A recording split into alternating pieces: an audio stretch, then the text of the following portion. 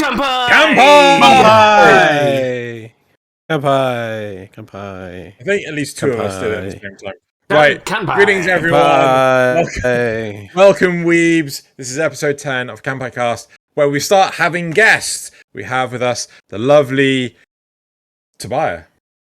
And Ohayo gozaimasu. And other people. Yeah, and other people. We also have Tanjiro, who is filling in for Loz this week. And yeah, we're going to go straight into. Well, I mean, this week we're going to be talking about the Isekai genre. However, I did try and find an Isekai protagonist to be today, but I just couldn't find anyone. Wait, not even Kirito? Couldn't find a Kirito, no. Really? I've got it's more like it's a pick and mix. You find worlds and you see what models you get. I mean, like, yeah. So sometimes you find loads, sometimes you just find one or two. So I'll keep looking. So it's just a simple case of you just couldn't find one. There's probably one out there you just couldn't find. Right? Oh, could be. Yeah. Oh, yeah. Definitely. I was like, the fact that there wasn't one out there that just seems shocking to me. But yet you found a JoJo. I just need to find the world. Yeah. I found a whole world of JoJo. Like right, but that's so JoJo. Yeah, JoJo's amazing. JoJo. Right. Best Isekai. Just Isekai. Right, okay. So moving on to housekeeping.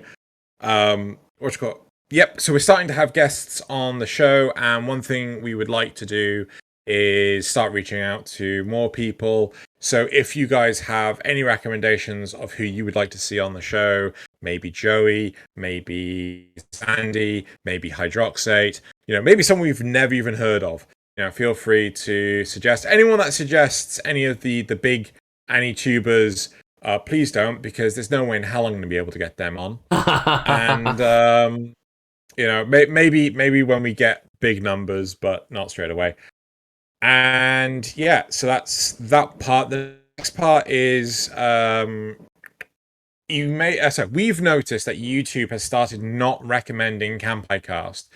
So if you could please do shout outs amongst your friends, if you know anyone that's interested in anime, any community discords or forums or anything, it would all be appreciated. We can basically see this by who is interacting with the show, and it's mimicking 10 o'clock now, where only I think it's 3% or 5% of the views are not subscribed, which just basically means YouTube is not plugging it.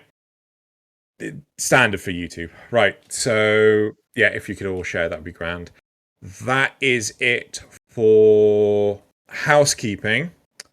So I think we should start talking about Isekai. What do you guys think? Sure, I'm ready. I'm down.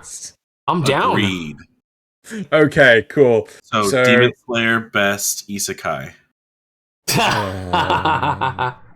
Right, okay. So one of the points that Nasuth wanted to raise was the origin of the history of Isekai. So I thought that would be a good starting point. Sure. Well, I mean, we don't know the exact, as far as I can tell, we don't know the exact origin.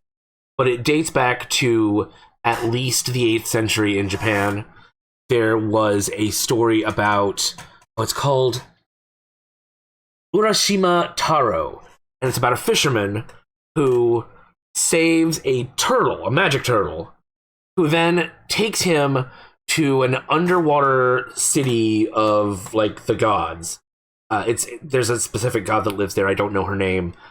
And he spends 300 years there, but when he comes back, it's the same time he left, and he's still a young man. And he, at the very end of the story, he opens up a cursed box that she gave him and told him not to open. Why she gave it to him, who knows? But he opens it and instantly ages 100 years, and that's the end of the story. But this is, it is technically an isekai because he is going to the world of the gods. You're definitely not a One Piece fan because the princess's name is Otohime. Otohime, yes. Okay. Yeah, so that was actually also, interestingly, one of the very first animes in 1918. So he was given a box and told, "Don't open this box. Open I'm box. a goddess." Yeah. It's okay, open the box. You know how those gods are. They're all capricious and sticky. That's the same way Pandora's box works in Greek mythology, though. Yeah. That's not. No, but no. Remember that any highly magic can be just highly advanced technology. It was probably just like, yeah, this magic box. I can't tell you how this works, but basically, it's storing all the years, so you're not growing old. So just it's like the battery or power bank for his years. But I'm not allowed to tell you that because always the magic doesn't work because technology or whatever. And so yeah, just don't open this box. Like there's just like, I'm a goddess. Don't open the box. Okay, we're gonna open the box and turn to dust. It's the Idiot. box. It's the box of Dorian Gray. Turtle. Well, it probably had a proximity. It probably had to be near him to work. Oh, right, okay. I was about to say, then why would you give him the sodding box? Yeah, well, because he's no longer in the other world, was he? So here's a solution. Staple it shut.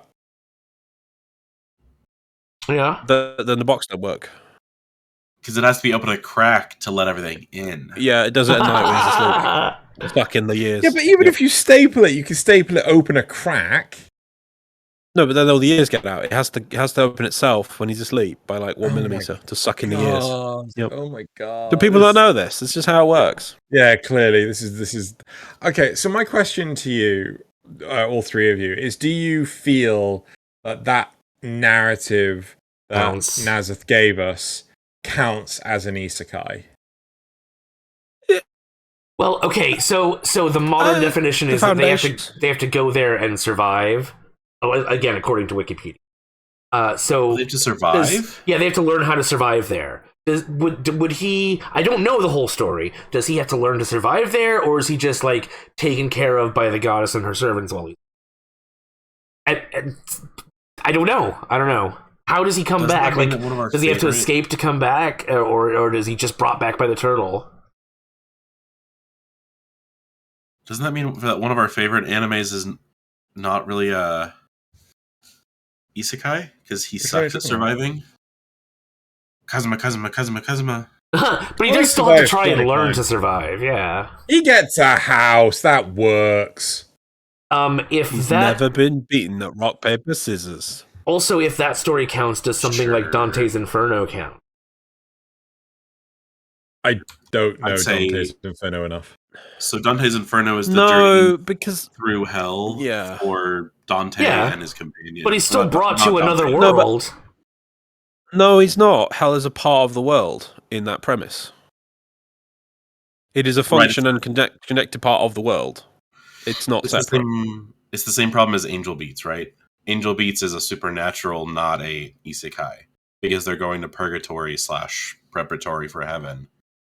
Yeah. Okay. So for the unenlightened, right? You give me. Sorry, I need to do this for you. If we're going to separate hell, then we're going to separate heaven, and we write that the Bible was an isekai for Jesus. So we're going to stop that and move on to Xeno's question. No, but I want to ask, like, what is the general plot synopsis of Dante's Inferno? Bible. Sorry, not the Bible. So, Inferno is part of one of the 3 books: Paradiso, Purgatorio, and Inferno. Yeah, right. Paradiso is journey through heaven. Purgatorio is journey through purgatory. Inferno is journey through hell. And the entire time he's led by an angel named Virgo? No, Virgil. I don't think it's an angel, but I haven't. It's been a long time since I've read it, but I'll trust you on this. It's a thing. But this is Virgil. where we get. This is where we get the Western concept of like circles of hell, or the deepest circles of hell is reserved for the worst of what we consider the worst of society at the current time. Normally, so how does Dante get into hell? He's taken there. He's physically taken there.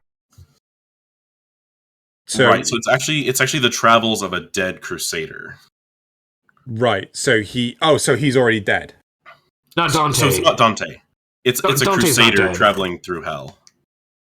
Basically figuring out where he lies and exactly how bad his sins were to see how far down he falls. But it turns out that Virgil will actually lead him out. Like both down into the worst and then back out. Right. Okay. So Virgil... Right, okay. So the big thing was, because I didn't know whether or not... I could have sworn Dante was being taken on a tour. I'm looking, because I can't remember the exactness of Whoever was being taken on the tour my understanding. So I just wanted to clarify whether or not they themselves physically could enter under their own power and leave under their own power. No, they're taken. They're taken by Virgil.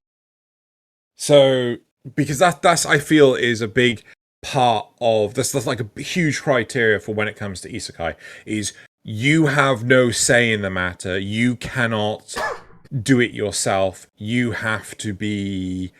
It has to be done either with or without your consent. I think for the most part, it's like without your consent.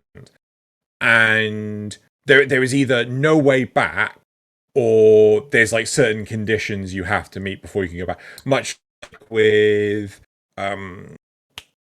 crap, we were just talking about it. Konosuba, Kazuma can theoretically go back to Japan if he beats the Demon Lord. If he beats the Demon Lord.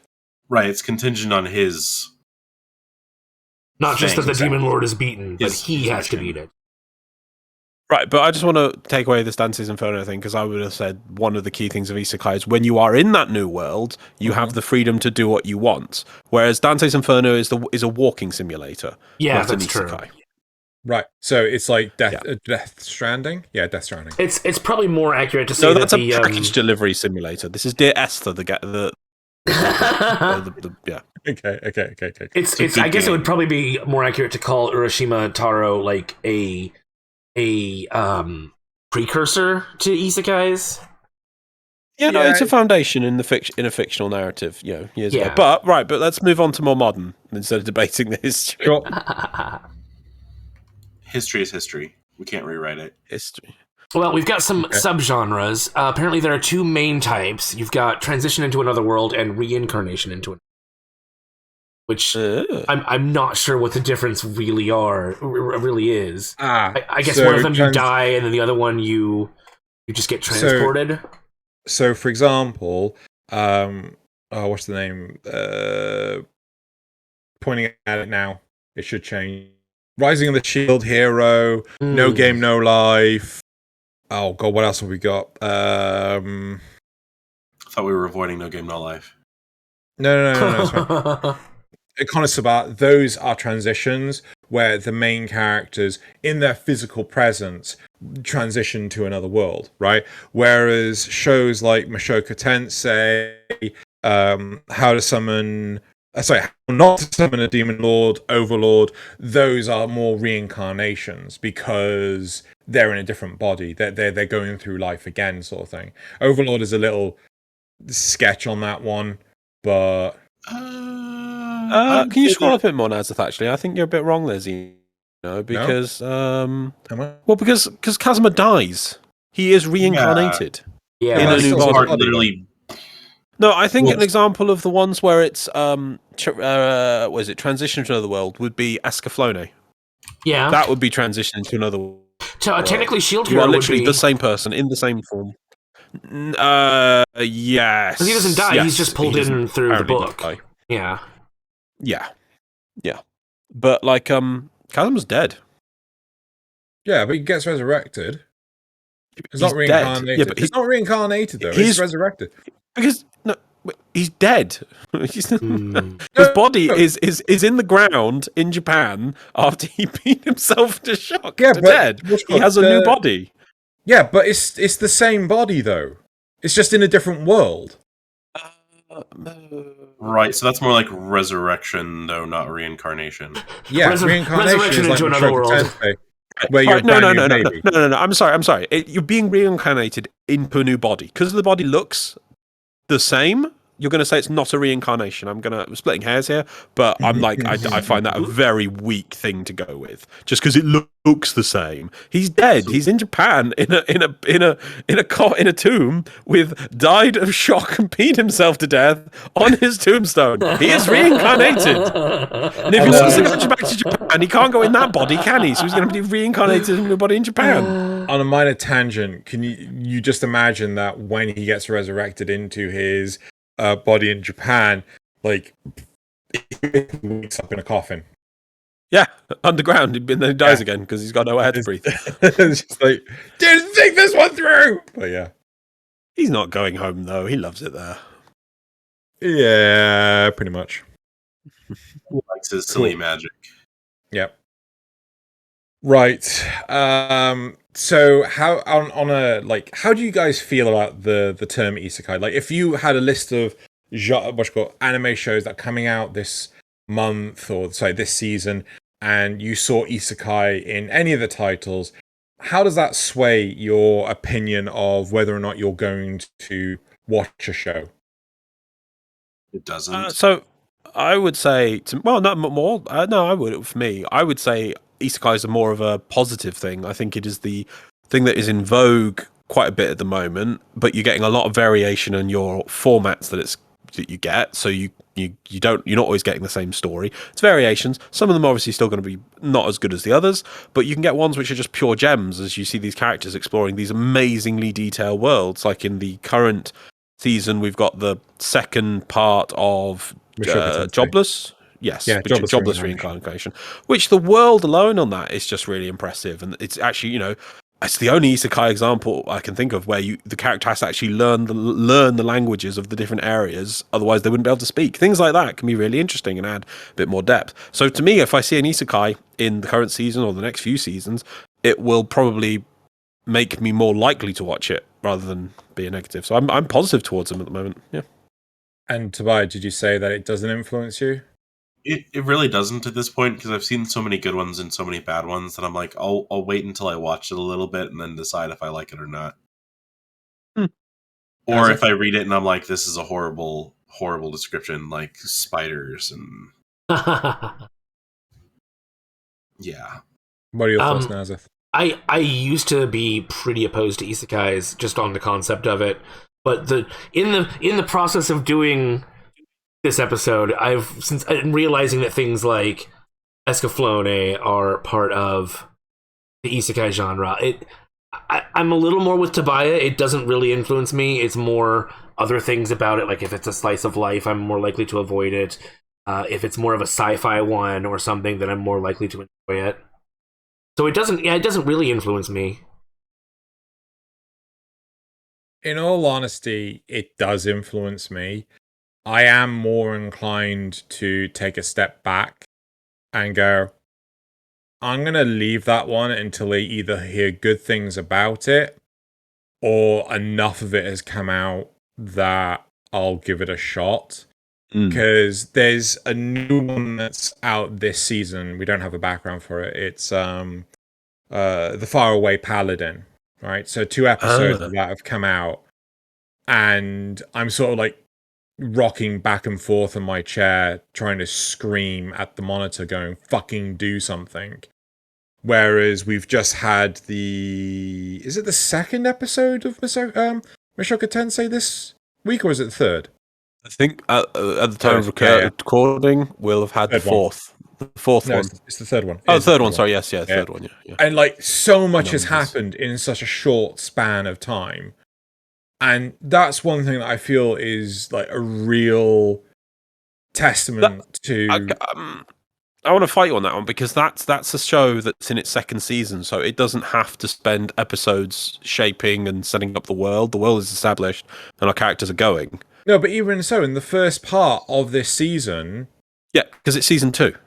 No, but this is still the second part of season 1. I know, but at the end of season 1, we know our protagonists and their things. We know what their objective is. We know where they are, and so the ball is already rolling in motion. Whereas the Paladin one, you say they've had 2 episodes. Yeah, they're from the starting line still. They're still pushing their giant boulder of a show forwards. It's got to pick up speed. It's a bit unfair in comparison. So I would actually argue that at the end of the first half of Mushoku Tensei's first season, they drastically change your idea of where they are, and so they radically reset your expectations of how the world works and how everything goes. So it puts it more on an even plane with things that you're still trying to figure out.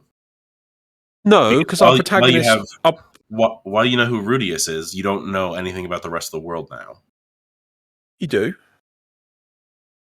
You have framing for the new world that they're moved into from the mythology that he gets exposed to in the start, and he gets challenged of it right from the start in the new world, because you're starting to see. But they have outlined the world that the continent he's in from the very start. I think it's in episode 1 and 2 when he's being read fairy tales. That's his first experience of reading, and then that gets challenged when he's on the thing. So the world and also the people he interacts in that world, for instance, his first interaction with a spirit, is already explained. All spirits exist, and they're going to eat you in your sleep. And then his first thing in that new world is the experience one. So we already had, oh, that's a spirit, and he says, oh, it's a spirit, and Eris goes, oh, a spirit. Oh my god, I'll hide under my blanket. So the world was already set. His interactions with the magic system was already set. That wasn't changed. His interaction with monsters not already set. He can fight them with his spells. Eris with the sword. The characters were already moving. Whereas, I mean, I've not seen the No Paladin one. I didn't even know that was an isekai. Actually, I thought it was just a fantasy one.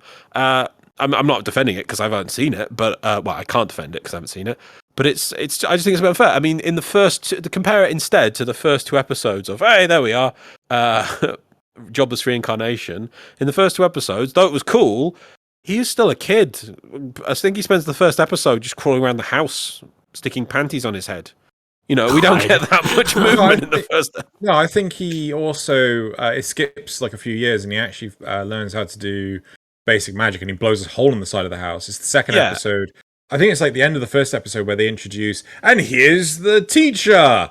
Yeah, and she leaves at the end of episode 2. But it's like, that's not a great deal. It's interesting, but it's not a great deal. I mean, I've not seen Paladin. I don't know how much they do in Faraway Paladin. But I mean, that's not a great deal for Jobless Reincarnation either. Maybe I am being too harsh. Maybe. Yeah, I'll check into that and we'll go back to it. So I guess my thinking on those is, though, there's a way of introducing people that you dig people right into the story, like Jobless Reincarnation did, and you expose more of the character as you go, whereas it feels like they're not doing anything yet in Faraway Paladin.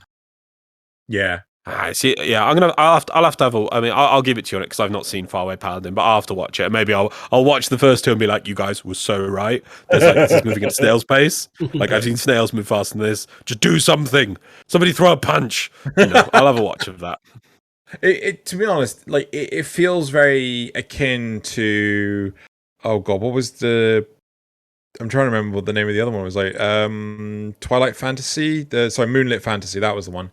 You watched it recently, Loz, and yes, again, that felt like it was going a bit of a snail's pace at times. Yeah, and you're just like, can you fucking do something already? Well, that just gets distracted with subplots and weird main character not knowing. Clearly, you and I watch a different show. I want to be a vendor now and have a shop. I thought that was a main plot. What? Why? No, he starts out, okay, I've been dumped by a goddess at the edge of the map in a wasteland, right? My goal is surviving. So he manages to survive. He gets the dragon on his side. He moves all of the orcs, whatever they are, into his new sub-cool, awesome pocket dimension. And then his next goal is, oh my god, there's humans over there. I want to talk to humans. Oh no, I can't talk to humans because I look like a giant demon lord. Okay, I talk to humans now. Yay! And then from there we go, I should be a trader. It's like, what? Why? Why? What? Clearly, no, I'm joking. No, they have a pocket dimension of basically paradise he could just live in. Why? What? It's like, it doesn't make sense. And also, it doesn't make sense that he goes into that pocket dimension, gets super fruit, sells it to a border town which doesn't even have that much money for like 500 gold or 5,000 gold or something. He's like, that's a lot of gold for some fruit. He can easily make an equally large amount just selling fruit on a little side stall in the major cities with his super delicious fruit. Instead, he goes, no, I must make a secret city in my subdimension surrounded by mists and lure people there to gain product brand recognition in the real world, and then open a shop for my secret city in the mists. And then everyone's like, oh my god, that's the secret cities in the mist shop that you can't find the secret city and they're selling all the cool stuff. Let's go by there. What is the show? Did somebody just, instead of writing anime, like, want to become a entrepreneur, but their dad was like, no, you will write anime. But I want to open a shop, Dad. No, you will write anime. Right, I'm going to write an anime, but open a shop. And there's Loz's rant about Isekai. Fine, it will be. and there's Loz's rant about what you call it, meetings in gazebos.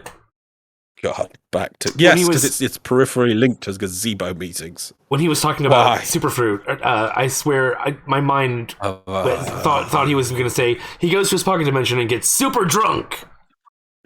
Oh, this could actually be interesting. No, it's just fruit. Yeah. No, just fruit. Right. I think we should move on to unless anyone else has any points that they want to talk about. I say let's move on to popular isekais. Let's talk about what's called the mainstream shows. I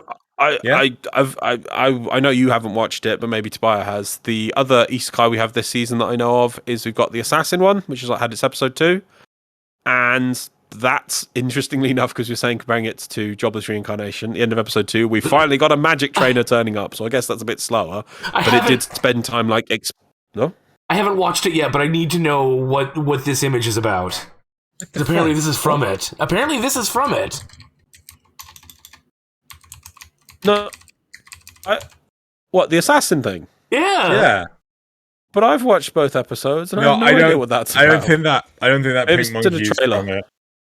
No, I think that pink monkey might be from the other isekai that Loz apparently doesn't know about. Oh, okay. I don't know that. There's another isekai. Wow. Okay. Yeah, it's something to do with fruit changing who you are and things like that. When I gathered these images, I hadn't seen it, so I was going just on search results.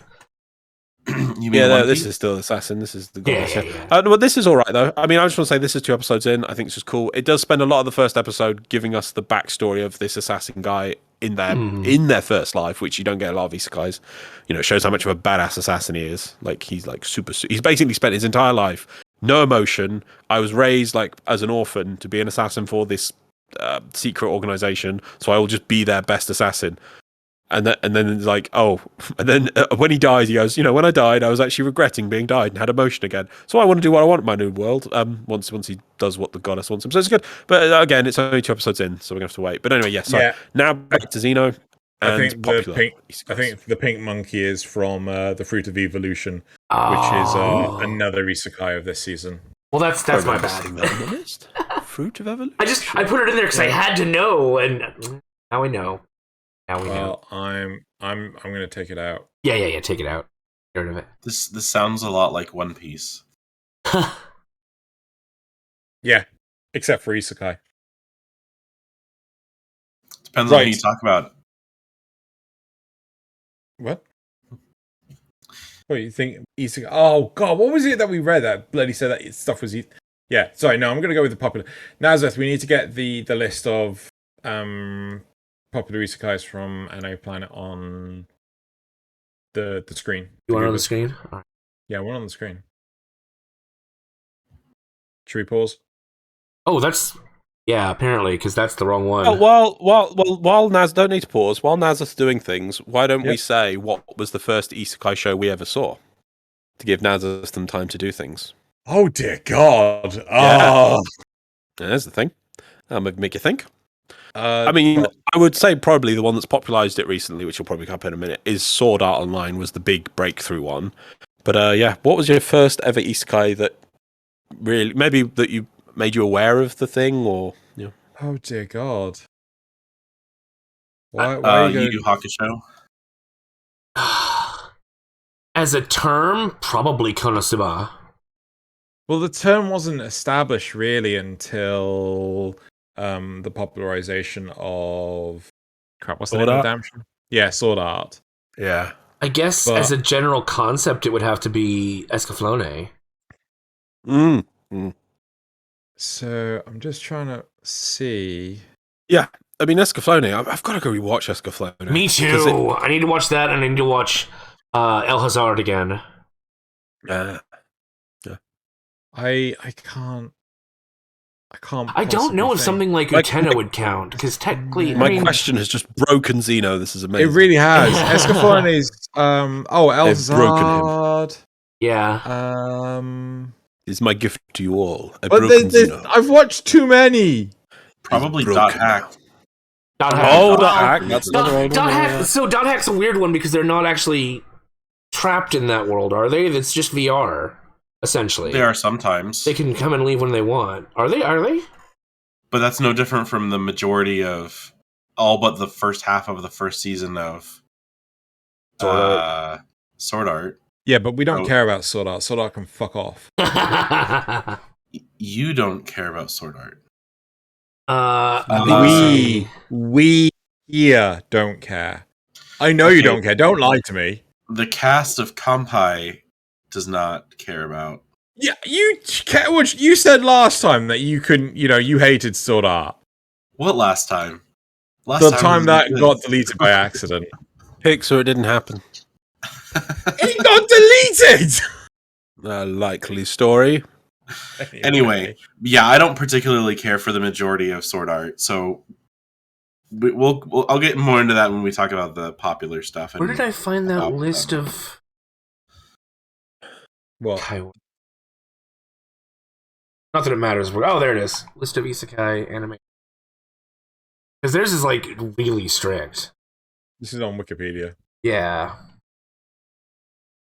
Right. Okay. So should we go through the popular stuff on Anime Planet first? Sure. So part of the reason why we went with Anime Planet is that My Anime List and Annie List don't actually see Isekai as a genre. They don't recognize it as a genre. It's like, fantasy or supernatural. And are you shaking your head? You're muted. You muted yourself. Analyst does it's just too broad. I thought analysts saw it as a tag that people could choose to add on. Maybe, but that's the same way that their genres work. So it was just jank. Like there was so many jank ones on. Thankfully, okay. No, they had Fullmetal Alchemist, the original, but not Brotherhood. Just to be clear, but in the original one, they did go to another world. He does go to another world. Yeah. But not the other one. Just to be clear. Not just defending them. Just be super clear. Just to be clear. Just to be clear. So we have the popular list in front of us. Uh-huh. So the first three are Slime. Yeah. Gazebo Meetings 1, 2, and 3.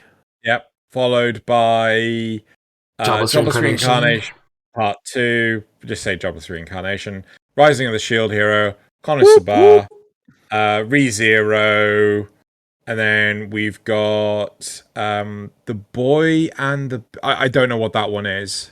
The Boy and the Beast. It's a movie. I know it's a movie. Then we've got Sanya of Tanya the Evil, Overlord, more ReZero, Absence of a Bookworm. I've never actually seen that one. Ascendance of a Bookworm. Mushoku Tensei, No Game No Life, more Overlord, more Konosuba, more ReZero, more Overlord, more Ascendance of a Bookworm, more Sanya of Tanya the Evil, more Log Horizon. Everyone's favorite. Okay, Log Horizon, but you notice it's Log Horizon Season 1 on here. It's not the rest of them. There's 2. Right, that's farther down. But it's after other things. It's after more Konosuba twice. It's after Gate. Gate, that's an interesting one. I like Gate. Yeah, I like Gate. Gate's weirdly enough, I don't know if that one's specifically an isekai, but like the first part I saw, I don't remember how long it was, that it was a reverse isekai. I don't know if the first part comes on here. We then have Moonlit Fantasy. I've just noticed that Moonlit Fantasy is above So I'm a Spider, So What? Wow. So I'm a Spider, So What made so many waves. Was it season before? Was it spring? Yeah, it was started this year or like winter last year sort of thing. Yeah. That one at all. And it was making such massive waves, and now to see it below things like Moonlit Fantasy and like Gate. Log Horizon 2. And Log Horizon 2! Oh my god. I see My Next Life as a Villainous is above Spider. I'm not saying that's bad or anything, but it's a bit more niche. It's just more. Yeah. I like it, but it's like it's not going to have mass appeal, and it's like and that's beating it. It's like Spider was so great the first half. So good. Oh god, and then they just bloody ruined it. Well, it was just like you were sitting there waiting for the Spider stuff all along. They should have made 2 separate TV series. Well, they It should also put it in make- chronological order. There you go, problem solved. That too. It also makes no sense as an isekai from someone who hasn't watched it yet. Like for me, I'm like, okay, so it's a spider. So what? Exactly. Honestly, the first part of So I'm a Spider, So What was actually really, really good. But it just devolved because they tried to do... Non-linear narrative. Yeah, I mean, like, they try to get you to invest in characters over halfway through the show's airing, and you couldn't remember any of their names. No, Because- they split the time between the spider plot, which you care about because it's really interesting watching the spider try and survive in this labyrinth. 3/4 of the plot. Well, no, it's basically at the start, it's like 100% spider, and then as you go through all the other episodes, just the amount of spider just slowly declines. And then what comes in is this. Is I say like so the far rest down, it's only of page 2. Oh, is it Escaflowne? Escaflowne. Well, that's only sadly because it's just so old. It's like newer people Yeah. coming in will probably have to rediscover that later. But again, on, only page 2, given how old it is. Yeah, it's still good. Yeah, Yeah. exactly. Yeah. But it then decides to have like the rest of the cast you're going to have, and at first you think it's happening at the same time because it sort of jumps between the spider and the new plot. But then, and it's not really a big spoiler because it just goes nowhere. But you find out that it's actually 2 time points, and so that then you're like, oh, okay, so I've got spider at one time point and these others at this other time point, and then it's like, oh, but is it mystery? Oh, what's happening? See if you can figure it out. Oh, confusing. What is this? They try and pull loads of little tricks using that time jump, and it's just bad. It just gets so annoying because then it finally comes to the end. You're like, oh, okay, that's cool. Can we? Oh, you're just going to stop the plot now? But I want to see more of Spider's plot now that I can. Oh, Yeah. Yeah. oh, there's I killed slimes for 100 years. That's another fun Yeah. one. Wait, Oh, look, Log Is Horizon it? season 1 billion. What? how much? What? Hold on, scroll up. Are you talking about that one? I killed slimes for 300 years. And maxed out my It's level. nothing special. It's all right. Okay. It's just nice. Okay. Again, I it's nothing got- special. It's just like, yeah. got- Let's, And then there's Futuria. Fucking arrow of Futuria. Fucking shit. What are you complaining about? Scroll up. The one on the right, top right, up higher. Yeah, that one on the right. What? Afro Arifureta. Oh, Yeah, we've got- omnibus. yeah. You like that Great. one, Oz? Oh, The first 3 episodes were Great utterly start. amazing, and then they just Yeah. trash it. and then he's just OP, and it's just like, oh, I have a gun now and a motorbike in this fantasy setting, and now I'm going to make it horror. Harifu. Oh, jeez. And I'm So, just gonna- what do you feel are the biggest problems with the most popular isekais? lack of direction, I feel.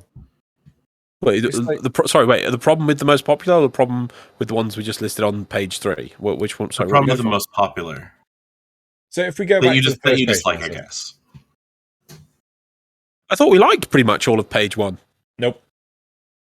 So What don't we like on page 1? I'm not a huge fan of slime anymore. I've really lost interest in slime. Gazebos. What? Gazebos. The first 3 are slime laws, right? Yeah. I liked the majority of the first season. It actually went somewhere. But you haven't seen. I assume one of those is Slime Diaries, and then the other one is. Nope, Slime Diaries isn't there. Nope, No, it's Oh, no, literally- it's just season 1 and season 2. Just- Yeah. Season 1, Season 2, Season 2, Part 2. Yeah. Wow. Season 2, part 2, and then just season 1. But yeah. Well, okay. I think really this is just being affected by what's popular at the moment, and I think that yes, it's popular now, but the one way to look at it is it's okay. I think it's an okay show, but is it going to be really popular in 5 years from now? And I don't think it will be. Like Escaflowne's on what, page 2 still? Yeah. Yeah. Yeah, and that's kind of a thing. Whereas I think this in 5 years will be on page 4. You know, it'll be.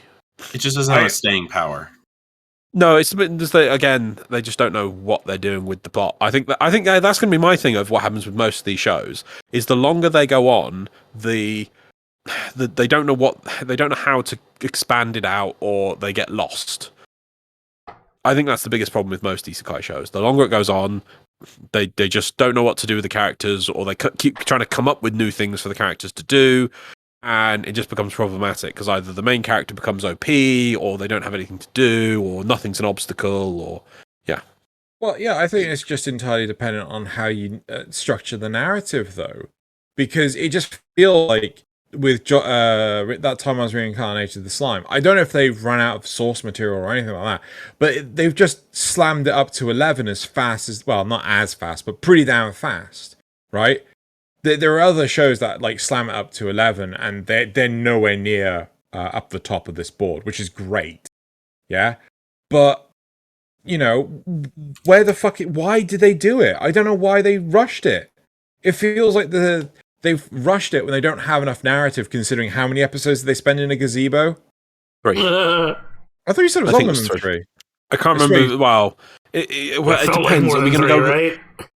What about the other sub meetings and then the meeting when we have dinner after the gazebo? I mean, does that count? Okay, that does count, right? Yeah, the exactly. First See, it's time that they actually do anything, right? In terms of, because the first part was similar, right? Like season 2. No, you have no 1, idea if you. No, it's what that's better. I said similar. I said similar, right? So They don't better. do anything for like, okay, so there's a fight at the start, and then there's nothing for basically the end of the series, when it's like the end of the part when it's like, oh yeah, now we have another fight. It's like fucking meetings after morning after wandering around aimlessly. Yeah, I really think if you broke the show down and compare it to other shows, like how many, I do now look at other shows and think how many of them is it characters get together and have a meeting in a room, and do I feel like they're having a meeting in a room? Because I suppose it happens a lot, but at the same time it just feels for Slime, because they've got all these characters, they do have group meetings in room all the time. But that's just Slime's issue.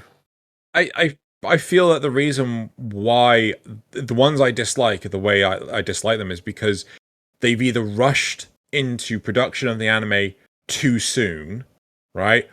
Or the author just basically max leveled them and doesn't know what to do with them.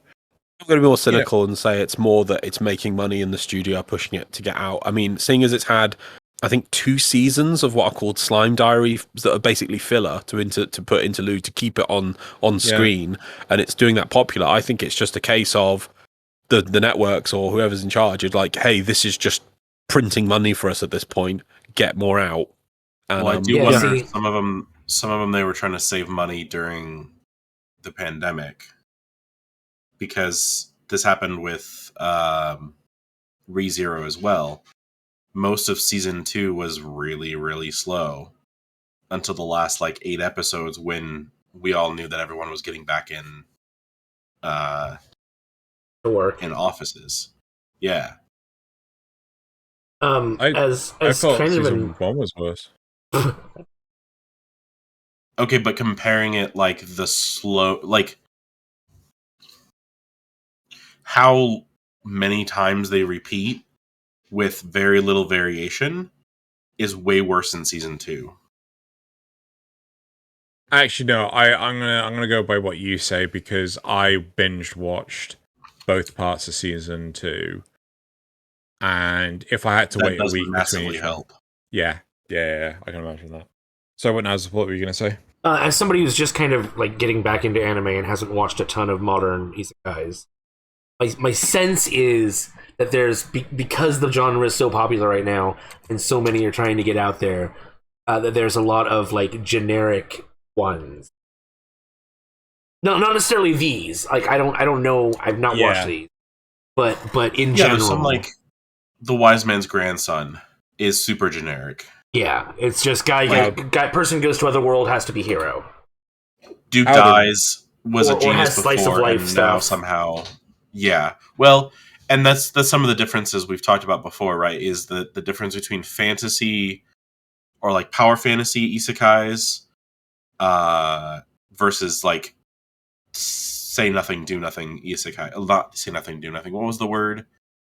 Slow life. It's like slow life. Yeah. Right. So like there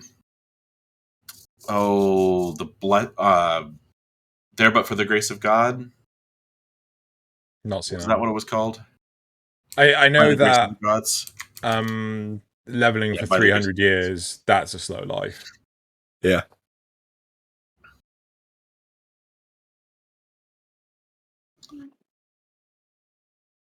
There's actually, let's see. Yeah, slow life approach where the protagonist was overworked in their previous life, so decides to take it easy. Yeah, I think that's the one where it falls into a lot of slice of life stuff. Again, that's having not seen the majority of these. Out of the list of, so can you guys say which is your favorite isekai? Just off the top of your head. If we're talking modern, probably Shield Hero. Shield Hero. Overlord or Shield Hero. Overlord does look fun, Overlord. honestly. I need to watch Overlord. See, like I'm 100% Shield Hero. There's no doubt about it. I tried Overlord. I just couldn't get into it. I like nothing. I think the first season was the best one, but then season 2, I know I watched. I got bored because it barely had anything to do with the main protagonist. And I don't know about season 3. I thought I'd watched season 2 and season 3, but it turns out I watched one of the movies. So part of the problem with Overlord is that he does have what is essentially a split personality. Not really split, but like he has 2 distinct personas in the world. Yeah. One is the public persona that everybody sees him as an adventurer, and then the other is as the Overlord. Yeah. So it's hard to always associate them. No, but you don't barely see either in the second season.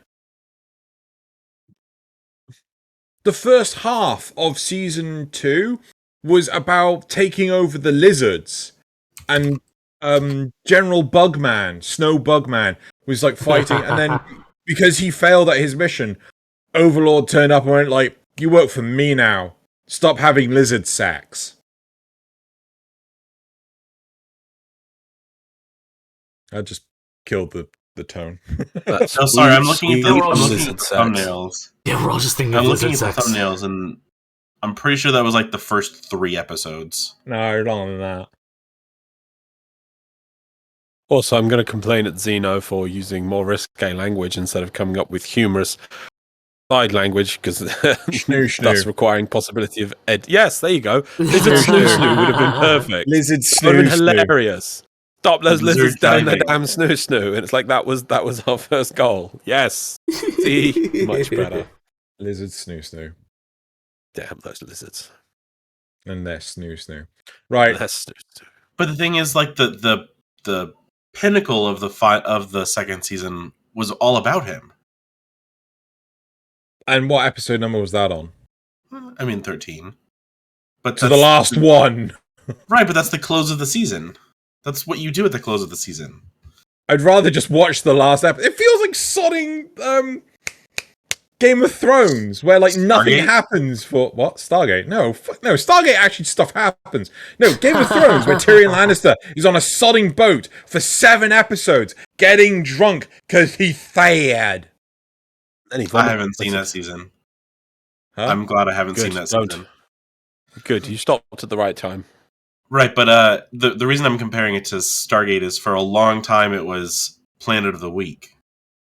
Yeah, but there was nothing wrong with that. Bloody, this is a problem with things like that time I was reincarnated to slime. It's not that Planet of the Week. It's that Planet of the 26 episodes. It's so slow, right? It takes forever. It's that Spirit Bomb for 11 episodes. Goku needs to... Oh, it's not that, but no, even meeting isn't that bad. At least they said things in the meeting. Weren't good things, but there was... They were like... Oh my god, I am hoping you are very honourable about my situation for taking this. Grumpy face. I acknowledge you as man who be doing thing. Thank you. And now these people will also give soft, exasperated faces. Cut to someone reading manga. Cut to fairy. Cut to slime. Cut to eating food. I'm pretty sure Frieza and Vegeta and Gohan and Krillin were all having weird, pointless conversations. They were all about it's a tough old bird. I give it 3 more minutes. You silly monkeys just standing there. I could punch you right now, silly monkeys, but I won't because I'm evil. Why are you holding your hands up, silly monkey? Let me just talk at you from about 15 meters away. Ah, Vegeta is here. I shall yell at him now, the silly monkey. I just want to check. Tobiah, did you want to say something? Yeah, Tobiah, go for it. Oh, he's muted. I will agree. His microphone. It was Tanjiro. I will agree that part of season 2 is definitely slow. I disagree that the whole thing was, but given that we have 3 seasons of that, for examples, and 1 season of Shield Hero, I'm still going to go with Overlord. Actually, tell you what, I'll go like non-isekai related. A show that is super slow because Loz watched this, binge watched the entire season, like Attack on Titan. I was watching it as it was airing. Loz binge watched the whole thing to catch up, and he goes, I can tell who the bad guy is because, it's that thing from episode 5, right? Like, what thing from episode 5? That was like 3 months ago, Loz. I don't know what you're talking. It was like so bloody obvious. Don't you mean like 2 hours ago? What? Because he binged it. Oh yeah. So right, and Loz knew exactly like what was going on. He just got it straight off the cuff. And what are you talking about? They did the martial art move that they did with the girl did yes, in the but training. I hadn't seen it for sodding months. I know He does it once, but it was so obvious. They did there was a whole scene, and it was like, oh look, this person's really good at the martial art using this weird technique. Oh look, they use that weird technique. Yeah. Huh? Okay, I have to agree with Loz. It was really obvious, and I did watch it as it was coming out. And this is before we knew each other. Yeah. You're trying to make me sound old. Yeah. Bad memory. You are, but I do have a bad memory. You are all old. You are old. What's that, silly boy? What'd you say? So we've thrown. We've thrown the personal favourites from the mainstream under the bus. We have spoken about what we like. I'm gonna recommend we talk about any shows that we really didn't like. Is there anyone that you want to talk about in particular that you categorically thought was just bad? Kobayashi. I'm kidding. I really didn't. I think there are problems with Sword Art Online that show problems if they continue doing them. That said, people have not continued doing it. Like, I have not seen it as a continuous trend of using what is essentially personal tragedy on a very deep scale as the one of the primary driving forces for an entire series. They stopped doing that with Alicization, which I was happy about, but then Alicization sucked in the second half. So, yeah. So, for anyone else's benefit of what the fuck were you just talking about, do you care to elaborate at least a little bit? So, Sword Art Online uses personal... Should we say the girlfriend in the fridge trope? I've never heard that, so that's a good one. That's a really good one. But if that's accurate, then I'll go with that. So just to clarify, so you can say yes or no, right?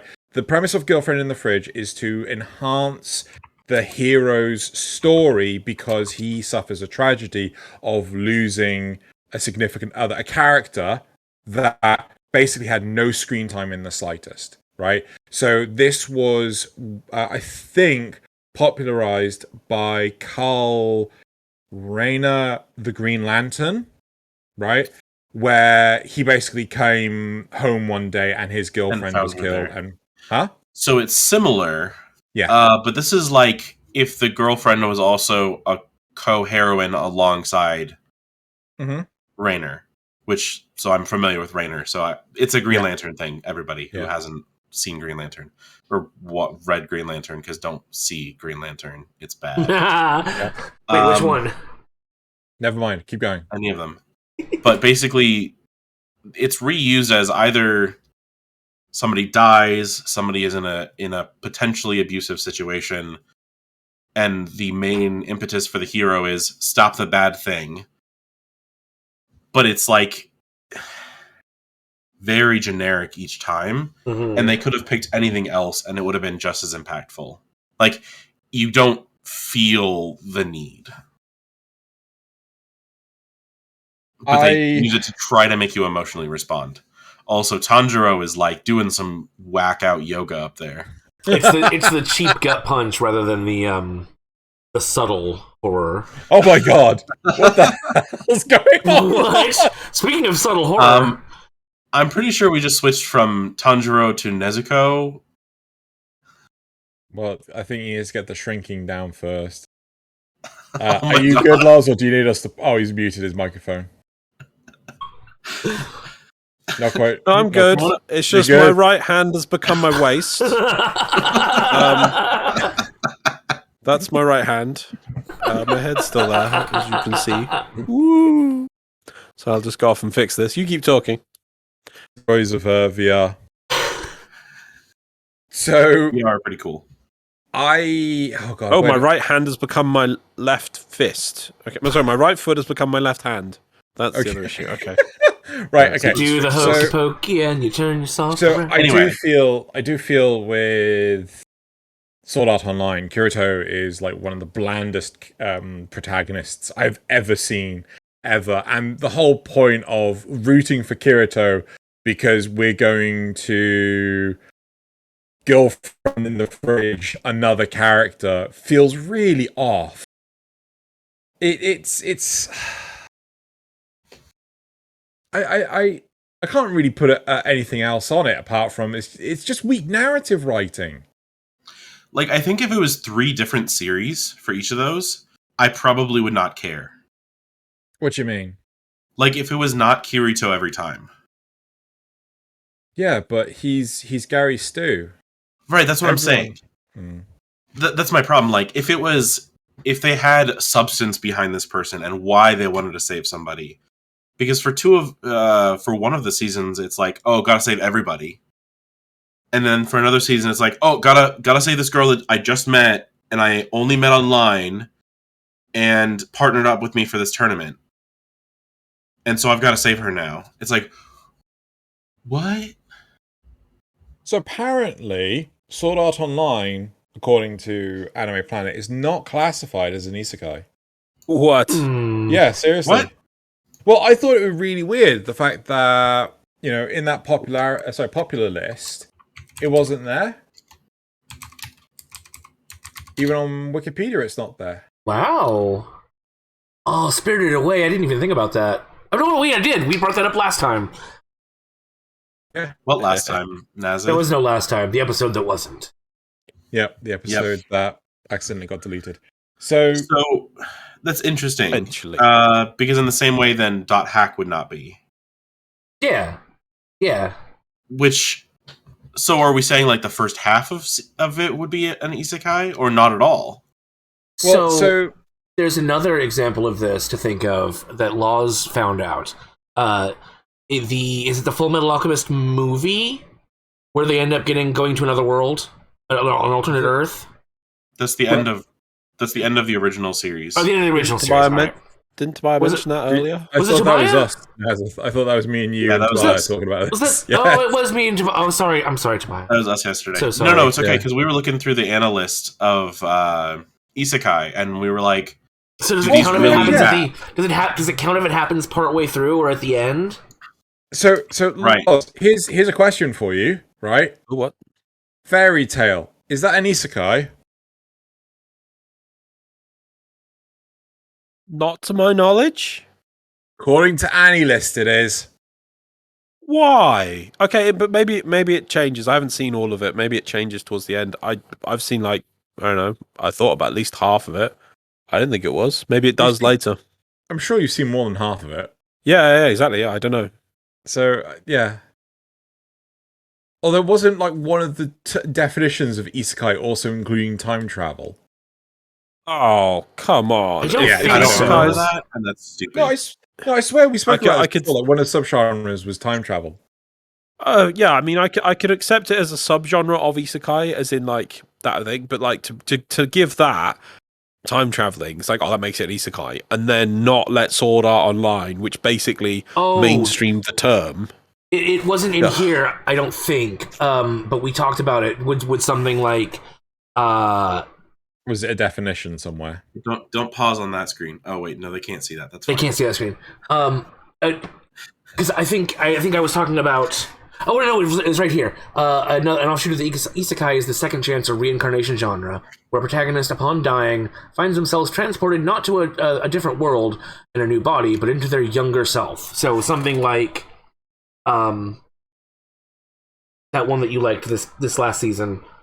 Oh yeah, Remake My Life, but without the dying Second part. Chance is not a fucking isekai. It is technically. I mean, if you think about it, the fact that you're Wikipedia changing the world that includes you it live their in. definition. If you think about the fact that you're changing the include world it. that you live in, then it would be a different Citation world. needed. Agreed. the easy way out is right. I mean, okay. what we could do is we could have our own working definition if we want to make one up between us. Yeah. Okay. So let's talk about our definition. So, I think we all agree you need to be sent to via some form of non-traditional means to Irresistible means. Irresistible means. Irresistible means. To another world, and you have no way of getting back under your own power. Yeah, I think that's fair. Well, no, that drops out Konosuba then. So no. Wait, he has no way of getting back. He has to complete a task, and then somebody else will send him back. He can't leave. Yeah. But okay, do you call fulfilling a condition as under your own power? No. I think what he means by that is that the character can't just spontaneously decide, "I'm done with this world now. Yeah. I want to go back to normal Earth." He needs a goddess to send him. Yeah, that's fair. That's fair. Yeah. Is it the red pill that Neo would have stayed in the Matrix? No, blue pill. No, the red pill wakes you up. Yeah. Yes. Red okay. pill's So like he can't just pop a blue pill and stay in the Matrix. Like, well, actually, was that we can't pop a red pill to get back to the main world. They don't have a red pill in their pocket. Exactly. So they have to fulfill the agreement, the contract. I think the world also should be not the same world. And I don't mean it like the thing that, like last season where a character goes back in time to change their world, to change their life. I know that's, in theory, that's like the Dragon Ball Z style of time travel, where anytime you time travel, you don't actually go back in time. You go to an alternate version of your Earth at that time point. I would argue that even if you are changing even if you do stay in the same timeline, but it's changed, then it's still a different world. That's me. No, I don't. I think it has to be a fantastical or different yeah, world. I'm definitely in the minority here. But I mean, I agree with you that it should be, for an isekai, it should be it shouldn't just be a different timeline or whatever. Yeah, it shouldn't just be like you get to redo your life as a kid. That's like, no, that's not an isekai. The character almost needs to become a fish out of water for their new world. So that it's putting them in as the audience's surrogate, so that they can learn about the world as the audience does, so that it doesn't feel like random expositional dialogue for no reason. It's like, well, no, the main character doesn't know about the world, so they have to learn about the world to be able to do what they need to do in the world. Whereas if it was like, oh, I got sent back in time as a kid, well, I know everything, so I'm not going to go, so, where are we today, person I'm talking to? We are in Sub-District 7 of Tokyo, and where this is going to da-da-da-da-da. It's like, I knew that, but I'm going to talk to you just so that we can tell the audience, So what if the travel to the other world is a semi-trivial, but not fully trivial like, someone can go to the other world, go back and forth. However, it's not fully under their own power. Like, it's not, they don't choose. So one thing they can choose, but okay, no, if they can't choose, then it's not as off the back of what you're saying. One thing I've noticed with reverse isekais is they can go back and forth, right? Things like Kobayashi, they can go back and forth. Gate, they can go back and forth. There's another one I can't remember the name of. It was relatively recent. It was like about detectives with fantasy. So basically, Earth and another world ended up having like a gate and things. The fantasy race, I think, tried to invade and it failed and things, but then it just became that Tokyo was a port that exchanged services and things. So things like manga would be stolen from our world and then like contraband illegally shipped to the fantasy world, because in the fantasy world, like they loved it. I can't remember what it was called. It was in the last few years. But the big thing with reverse isekai is that they can come back and forth. There's no real limiting factor on that. What about Jahi? But that's a fair point. Jahi, she can't get back, can she? Because she doesn't have. Well, I mean, you may still be right that it's like most of them. Yeah. Have So that how about? trend. Would you consider Date Alive reverse isekai? No, I'd say that's supernatural because there is no world they're coming from. Since we're on the Yeah, for some topic, would you strange reason consider Trigon a reverse isekai? Okay, you're gonna have to explain this to them, because when you told me, I kind of like fuck off. Okay. I don't think we have enough information about the origins of Trigon to know, because in the source material, there's not enough. Yeah, I to don't know if they say- actually spell out that the angels are from another dimension and they're tapping into. That's always what I assume. And then Vash and Knives get sent to be humans. They're almost reincarnated into this world to be and deal with humanity. I think Just Loz thought- may be confused. Yeah. We haven't had the spoiler button up at all. That's true. Oops. Well, but Vash is. I mean, Trigon's so old. If you haven't seen it, I kind of feel like that's on you. Have we spoiled If you- anything? If you haven't but- seen anything in Trigon, You don't should know go that Vash see and it. Knives are angels until like near the I end. still what- think you're. They don't. I still We're think not you're saying putting what that your means. Yeah, it's true. We're not saying what that means though, because That's we true. could. I mean, we can talk about Sephiroth being an angel all day long, and until you understand what that means. Okay, what do you but do? so while you're thinking about that, it's not. I don't know if it's really important if you guys agree or not. This definition that we've come up with, wouldn't that exclude Escaflowne, because she does learn how to use her power to travel back and forth? Does Not at she? first, does she though? I'm pretty sure by the end Does- she does. I think she does Does travel she back and have forth, control? but I swear she comes back and then she's desperate to get. She then I can't remember. It's been so long since that's what. Yeah, there's a point where she comes back to Earth, and then she. But then really she has kind to- of she's like desperate to go back to the other place. She like makes a realization that after seeing the whole time she's there, she's like, oh my god, I want to go back to my normal life with my school. And then when she does finally get back, she's like, hang on a minute, I was in a fantasy world with things, and I those poor people, the people there, and I actually care about them now, and I want to go back. And then she has to run or something, and then she Well, gets transported back. Part of it is that she wants to go back to her almost boyfriend, Yes, Yeah. because she's convinced that she can't find love anywhere but with him. yes. And then she falls in love with what's his face, and he's like, because I love you, I need you to go back to your world so you're safe. Not going to spoil why. Yeah. Because But- the dildo of fate is doing work. Oh my god! Why? Why? That's what it is. That's what it The is. smelloscope. The smelloscope. None of those Nazareth. apply. I was just None of those complaining apply. about Xeno for using words. Use more Hey, clever words. there's nothing wrong with that word. There's nothing wrong with Future your armor it up. Fine, The finger smelloscope. wonga of Destiny. Smelloscope of fate. There you go. I like the finger wonga with the long finger thing. The thing longer. The thing longer, that's the one. That's the Yeah. one. The thing longer. But yeah, I think that I still think that counts as an isekai, even though Yeah, I do as well. she does learn to kind of control it. No, I don't think she can. I don't think she really controls it. She can't do it at will. There's obviously going to be a few exceptions, and no definition for these shows is because people will come up with new shows and things that's going to fit every one of our points. It's always going to be a very loose thing. I mean, you know, to say, oh, it's got to have this, it's got to have this, it's got to have this. Like, but I found this show that has 95% of what we said, but it doesn't have this one point there, so it's not an isekai. We're just sort of roughly outlining it. And yeah, there might be a few little bits, and there might be like this, where one character gets a bit of travel back and forth. But I don't think they literally go, "Oh, it's time for tea time. Better go back for dinner." And then go, "Okay, yeah, I can rejoin the battle in the other fancy world now." She doesn't get to that level. Yeah. Wait. I thought with Escaflowne, she went back to like the start of the day when she got transported. I don't remember, honestly. Yeah. And then when the fight happened with Von and the dragon, They have names. I can't remember their names. yeah, Von Fennel, king of all Fenalia. I will never forget that. That is permanently burnt into my brain.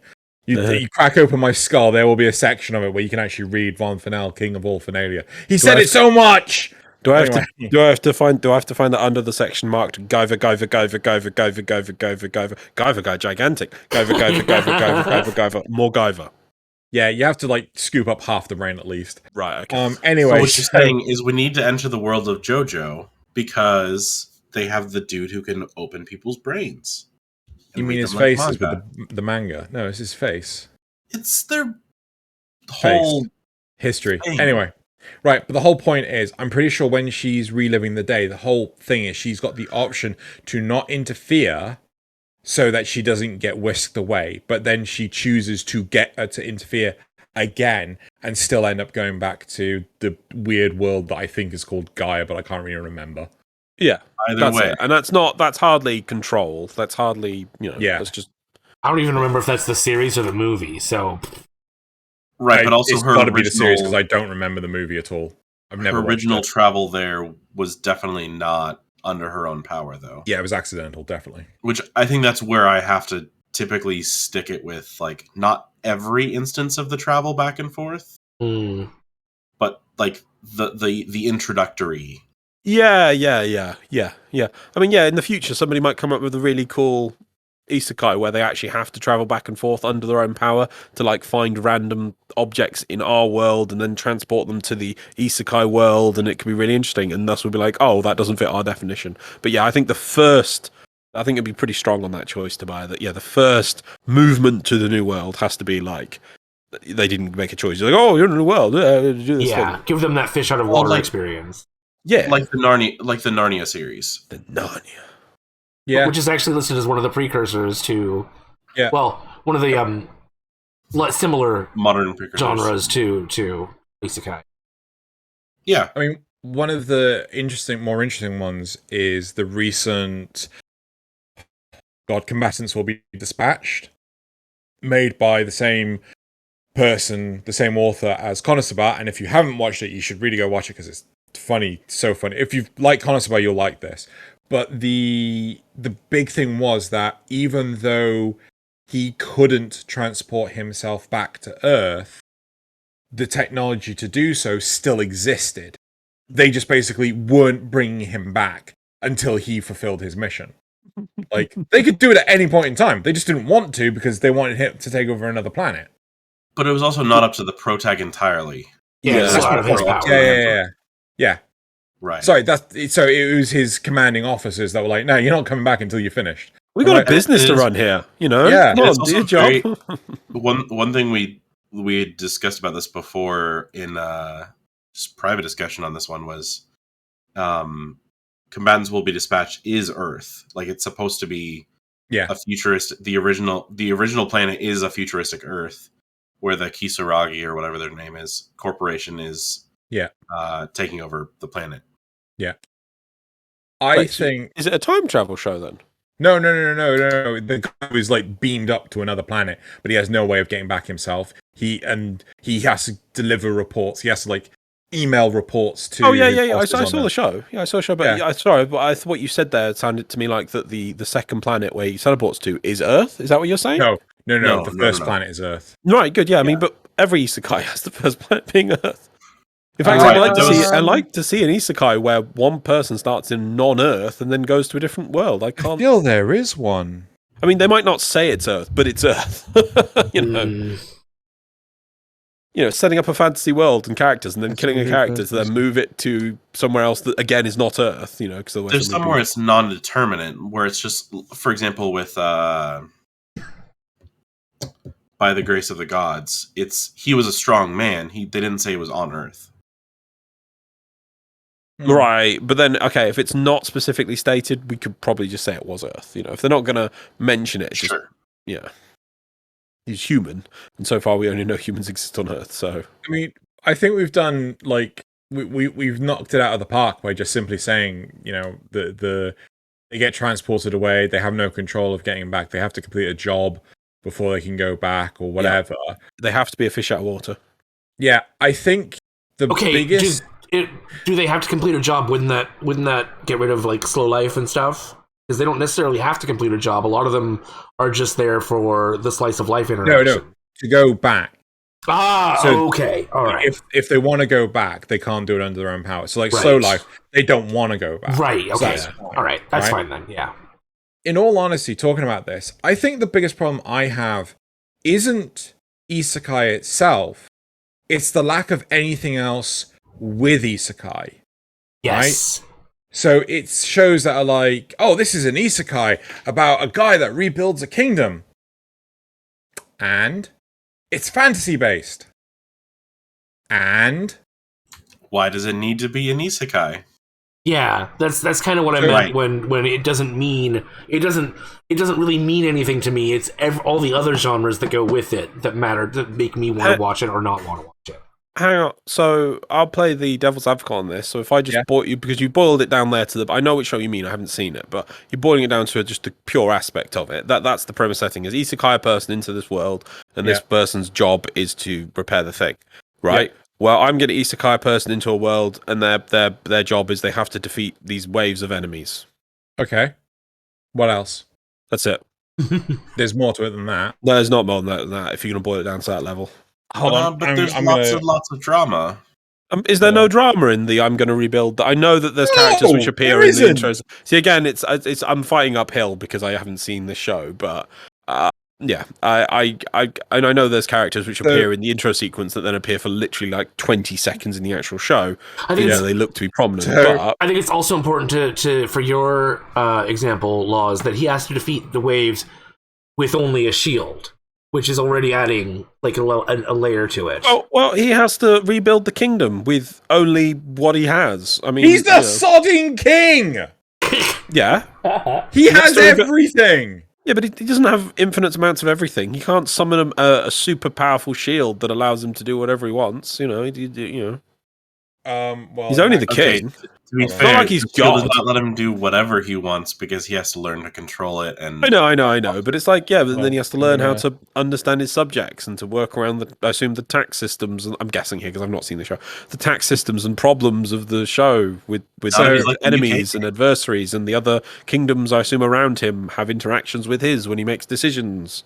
So actually, to be fair, I'm gonna go with Loz on this one. So I actually brought up both Rising of the Shield Hero and how a realist hero rebuilt the kingdom. I really have to watch that. No, you don't. Don't watch it. I'm telling you not to. You're forbidden. Forbidden. I can't do the shocked face. I haven't got the settings turned on. If only I could do the shocked face right now. No! I mean, I don't even know how I did it, but the face. It was all like I don't know. Anyway, so Rising of the Shield Hero has action, adventure, drama. Obviously, fantasy, seinen, animal characters, betrayal, dark fantasy, demons, isekai monsters, person in a strange world, RPG, summoned into another world, and based on a light novel. Right? Don't have to take anything from that, but to go with what Loz is saying, and to agree with Loz. How a realist hero rebuilt the kingdom, action, adventure, drama, fantasy, romance, isekai, kingdom building, magic, management, modern knowledge, person in a strange world, political, royalty, summon into another world, war, based on a light novel. Right? I think it doesn't. It's not necessarily. It's the feel of the show, not necessarily exactly the genres. It's how they the use genres. the genres. Like, because you can put 50 genres for anything. Yeah, no, I'm with you. I mean, that's obviously Xeno's just doing that to say for the boiling down point of view, if like because that's what he did. He boiled it down to say we isekai'd somebody and then they had to rebuild the kingdom and that's it. It's like that, you know. So when you compare them, because that's what those lists of tags are, the boiled down. They do look quite similar, but I think Tobiah's right there on his point that what we're actually saying for a good or a bad isekai is what they then do with that premise. What happens? Is it interesting? Does it feel like you're on the edge of your seat? Do you think, oh, will the characters make it out of this scenario? Because some of the ones in Shield Hero, you're like, well, they probably will, but they don't always win 100%. They do sometimes take injury and things, so you do get that kind of thing. Whereas I assume in the Rebuilding Kingdom, it's like, here's a problem. Problem is resolved. Oh, here is a problem. Problem is resolved. Okay. Does it make you want to watch the next episode? Yes, that's really, that too, yeah. Ultimately, the point of it is not really. Does a show engage you enough to say, okay, even though we left you off with a pretty much conclusion, do you still want to watch next week? So this is like the 3 layers of watching shows to me. Like, one is as soon as it comes out, I'll watch it. Then there's I'll get a bunch of shows and I'll binge like the shows of that week. And then there's I've watched enough of it, I don't care anymore, I'm gonna give up now. And Realist Hero was, oh yeah, I've got like 6 shows to watch for this week, I'll just slap this in there and I'll watch it. But things like Kobayashi, as soon as Kobayashi came out, I was like, sorry guys, I must fall off the planet. I need to watch Kobayashi. So my pocket dimension. Exactly.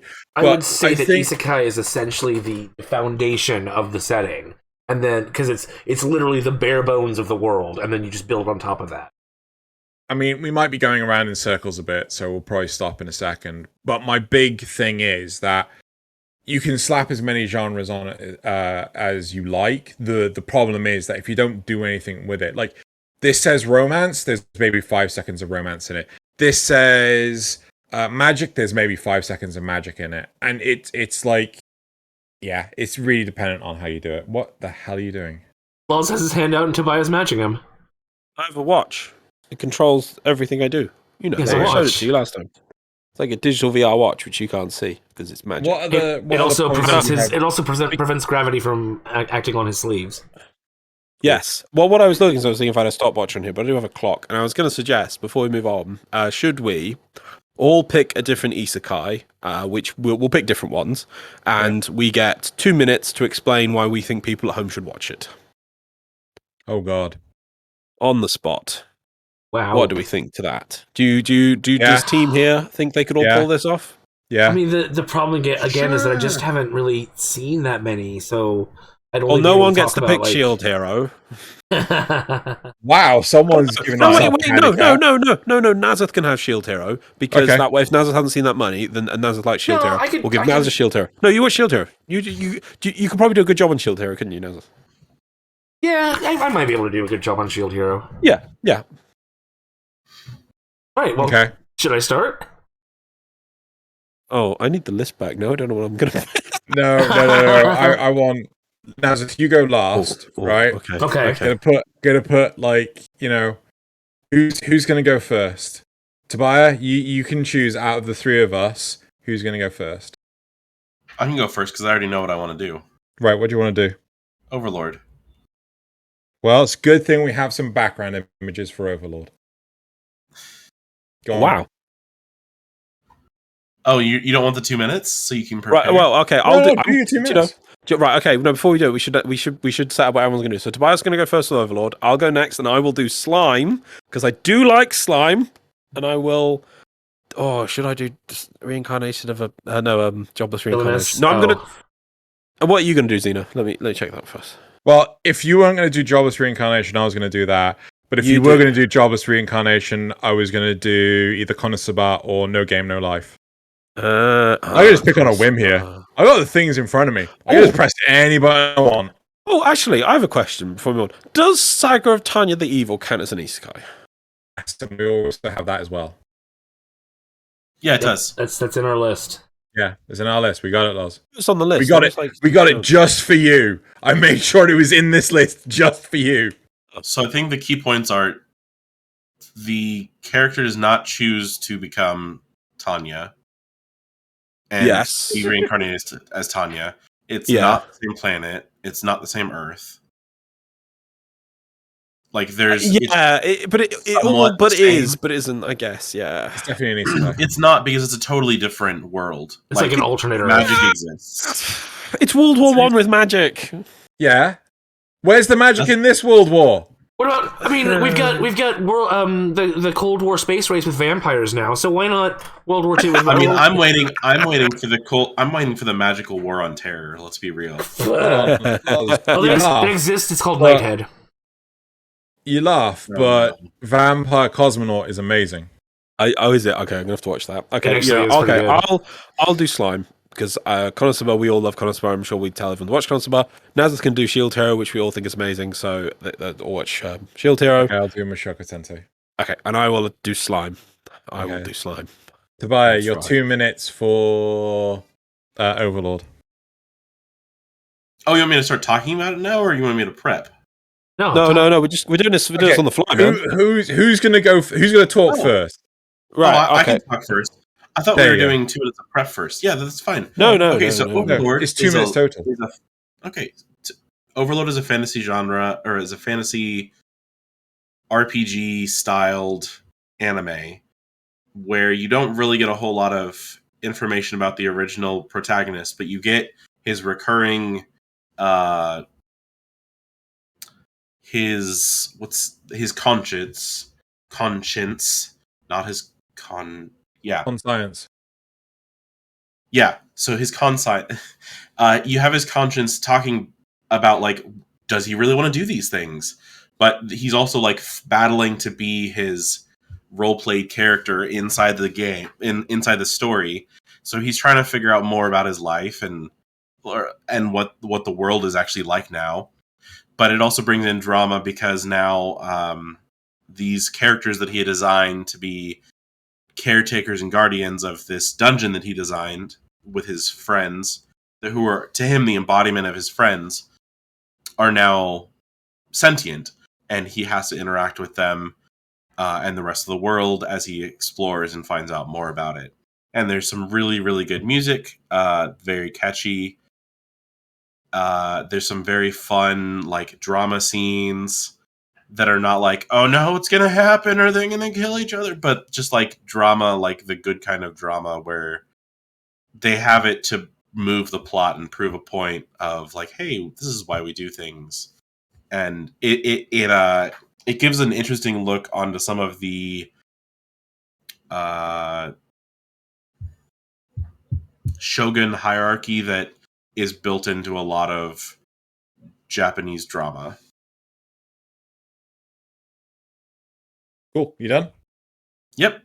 10 seconds to spare. Right. Who's going to go next? I'll go next. Go on then. Right. Let me tell you about Redo of Healer. I'm kidding. Right. So let me tell you about A Time I Was Reincarnated Slime. Why would you want to watch this as an isekai?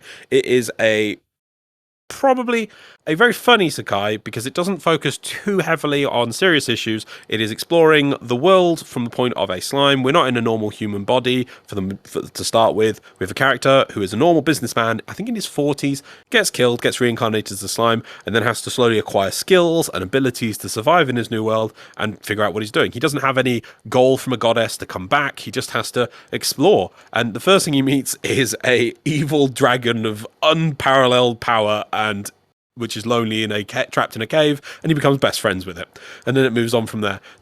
What I think the core of this show, which is the interesting parts, is how it slowly expands the world outwards, and we see the interactions of our protagonist Slime with new people, and then how new dilemmas appear, and he has to use the characters and people he formed relationships with and powers he's acquired to overcome the next hurdle, which will inevitably then give him a new group of people or friends to join with, and it just kind of repeats on a rolling upward scale from there, starting really small with defending a goblin village from some wolves that are going to come kill it, and it expands upwards to I now have a best dragon friend, and I have a best demon friend, and I have 3 demon lords as my friend, and now I have to go fight a demon lord, and there's an entire continent or nation over there that's going to come kill me. So it's nice how it slowly expands its world setting, and you see all these interactions between the characters. That's really the core of the thing, is the interaction of what this slime creates in his new world. He makes this nation and he makes relationships from it. And that's why even the filler is good, because what the filler then does is it gives those relations. This is why I actually really enjoy the filler for it, because it centers down, removes all the big world stuff. You focus on these characters and let them have interactions, and it's like really nice and adds to the story because you get to see their day-to-day lives, and that's why it expands from there. So you've got this big overall drama which is slowly expanding, but at the same time you've got this core of characters, and it's all about the relationship between them, which is really fun. Don't know how long that was. You're about 12 seconds over. Ah, dang it. Right. Cool. So I'm going to jump into Mushoku Tensei. So this is about a jobless NEET who has pissed off his family for the last time on Earth, gets kicked out or chased out of the house, and ends up meeting a terrible fate to Truck-kun. So Truck-kun sends our jobless NEET to an afterlife where a god or deity or of some kind interrupts the journey and says, I can resurrect you into another fantasy world for shits and giggles. The god just basically wants to watch. He wants to see a different story kind of thing. So he shoves the spirit, the mind of the person into a baby. The baby grows up and everything, and he has a very strong ability or affinity with magic. And then there's an argument between the father and the mother. The father wanted him as a son to be a warrior. The mother wants him to be a magical-based user. Blows a hole in the side of the house, becomes a magical user. He does both. And the story continues. He ends up making friends with a green-haired girl. Ends up befriending them. Wants to go to Magic University. Can't afford to go to Magic University. Can't afford to take his friend to Magic University. So he ends up getting a job with his uncle to teach his cousin, and from there, she becomes adept at magic and reading and maths and all sorts of stuff like this. He becomes better at it. He makes mistakes, multiple mistakes along the way, which is one of the good reasons why the show is great. He ends up getting whisked away with the girl to another part of the world, and they have to find themselves way back.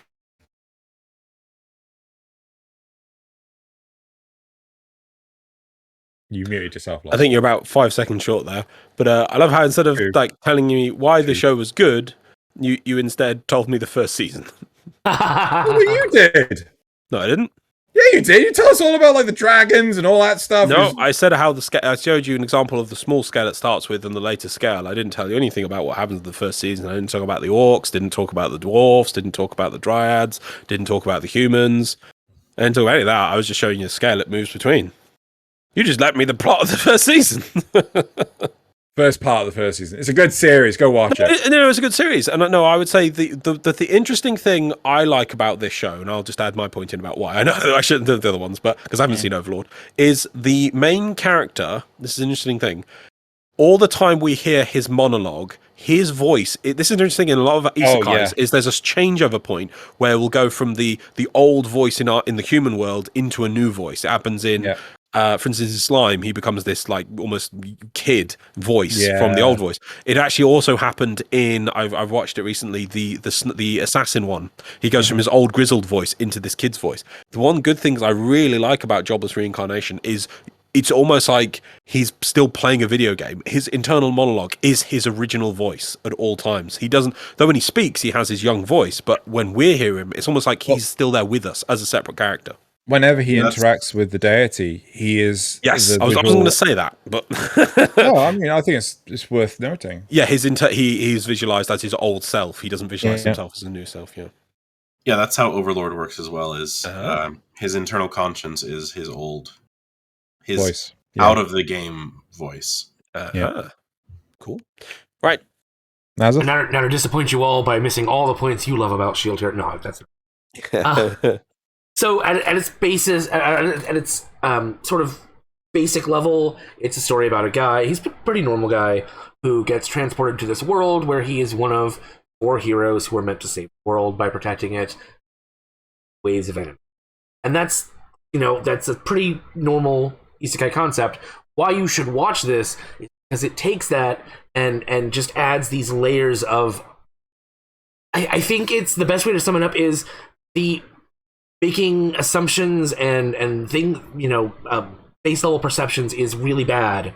It's not a good thing to do because our hero gets accused of a really terrible crime. I'm not going to say it, but Rapping. Yes. Grape. He hangs out with Grape. Hold on, you told us. Grapes. Raping. Yes. He gets accused of accused of making wine. But I mean, he's innocent. He's completely innocent. But because he's accused, the entire city that he's supposed to help protect turns against him. So he has to now wine drinkers. Be a lone hero with terrible weapon. Literally not a weapon. He only has a shield.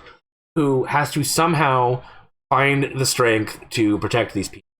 And it's all about how he finds his way back into trusting people and actually caring about some people, and how they slowly come to accept him again, and even the people that they're fighting, like you're told one thing about them, but it may not be the actual truth. And I think that depth the show really makes it excellent. That you have to look so much deeper beneath the surface. Yeah, I think it's good. Yeah. There we go. Yeah. No, because obviously we all didn't get to Shield Hero. Yeah, I love how it puts. We're putting this character in a. You think, oh yeah, he starts he's as a very normal, happy character, going to be a hero. Think, oh, we're on the normal pace here, and then we just slam him into the ground. Yeah. And we just crush him and grind him in with dirt. Is that episode 1 or is it 2? Is it? It's really. 1. Yeah, it's right away. Yeah. Just right away. And he has to deal with that cloud over his head for so long. Yes, so we took a happy-go-lucky, normal, very generic person, and we broke him down, and then he has to relearn how to open up to people, and it's a really good show showing that. And there's no support for him. It's like he has no comfort zone, has no one to support him. That he feels that literally every single person in the world is against him. He's like he has no support system at all. Well, the most that early on he gets is a begrudging shop vendor, and that's it. And so we have to build up from there. More importantly, his comfort system becomes distancing from people. Yeah. Yes. It's not just that he doesn't have people to comfort him. It's just that he doesn't want people to comfort him. Because he doesn't believe he is worth having around anymore. Yeah. And ultimately doesn't believe in his own self-worth a lot. Yeah. Yes. And so we have to develop this character again, or slowly build him back up through his interactions with people over time and through his objectives and goals as he slowly realizes, I assume at first, probably when he came there, he was like, yeah, I'm going to save the world. And then he's like, I don't give a damn about this world. Yeah, it's not really, it's an isekai, but it's more a character drama. And I think it's so good. The other thing that gets me, I suppose, is one point. Did anyone watch Dungeons and Dragons, the animated show, when they were a kid? Yes. Yep. Can I remember it? Nope. I watched it more recently as an adult, and it's bad. It's bad. It's probably bad, right? Probably bad. But my point is that there's worshippers. yeah, exactly. No, my point is you've got the kid. I used to always hate the guy who was like he had knight armor and he had a shield, and I'm like, oh, that guy's useless. I would never want a shield. It's like if I was this thing, I never wanted to be that character. All he's got is a shield. Then you watch Shield Hero. All I want is a shield. Give me a shield. Like that guy didn't know what he was doing with his shield. It's like, oh, I got a magic shield. I'm a cavalier. I don't know what I'm doing. This is stupid. Like this, now Fumi comes and just punches him, and they're like, "This is how you use a shield." It's like, yeah. Well, that's the interesting thing about Shield Hero, right? Is that it says, okay, we're gonna take this ultimately mundane item that is now magical in a very different way from everybody else's stuff being magical. Because everybody else's weapons are like, oh, we can imbue them with lightning and void power. as opposed to the Shield, where it's like, oh hey, you can synthesize medicines. Yeah. I think that's a deeper. No, it's even low. No. I'm doing what's shown in the shoujo. Okay. I know, we've both seen it, so I'm not going to go on that. But no, it's not that the shield synthesize medicine. It's that the shields can boost you up a bit as you go and manually synthesize something. It's like, thanks. Oh, this you can turn it into a book, and it can help you read books better. You're like, they're shooting lightning beams over there. What can I do? Okay, it's rope. Rope shields. But, like, but come on. that just leads to the creativity of how he uses it. It's yeah. Right. I think we've hit the nail on the head. Isekai itself is not a bad premise. However, it can't be the crutch to support the whole series. You need to properly work your series. Yeah. Which is why we have so many bad ones out there. And I'm just happy. What? It's like having a steampunk anime or a what's the one not steampunk. What's the other one? Cyberpunk, yes. It's the setting. It's the bare bones of the setting. It's not gonna carry you on its own. Yeah. I was going to say though, unless that's what you intended. I mean, some people maybe are not looking to do an isekai with high aspirations. They just wanted to get a person into a fantasy world and let them have a harem. And in that case, they succeeded. So, like, yeah, we compare them against Shield here and say it's not as good, but, like, they'd be like, well, we didn't mean to be. We just wanted to see this character have funny harem group of different people. Wait, so it depends on their goals. Is that why Slime is, like, rated more popular because it has a bigger harem? No. No. No, the one I'm thinking of, by the way, because it's just so generic, is I know you've seen this one, Xeno, but I can't remember the name of it. It's the one where he's a games designer or something, and then he gets put into the isekai world, and he starts with like 3 meteor spells and just casts them. He's like, oh, I've killed 1 billion things, and I've just leveled up massive. Yeah, and then the show just walks around, just basically slowly acquiring a harem, not really doing anything. I mean, it wasn't bad, but it set out what it meant to do. It just didn't have any higher aspirations. Like, yeah, he's just an isekai in the world, and he's making a harem, just there. Bloody Arifteria or whatever it's called is exactly the same. Yeah. Oh god, yeah. I can't remember. If that's what they set out to. I mean that if that's your goal, then they succeeded. So we shouldn't be like, oh, but it's not as good as that. It's like, well, they didn't mean to be as good. That was their goal, and they achieved their goal. Yeah.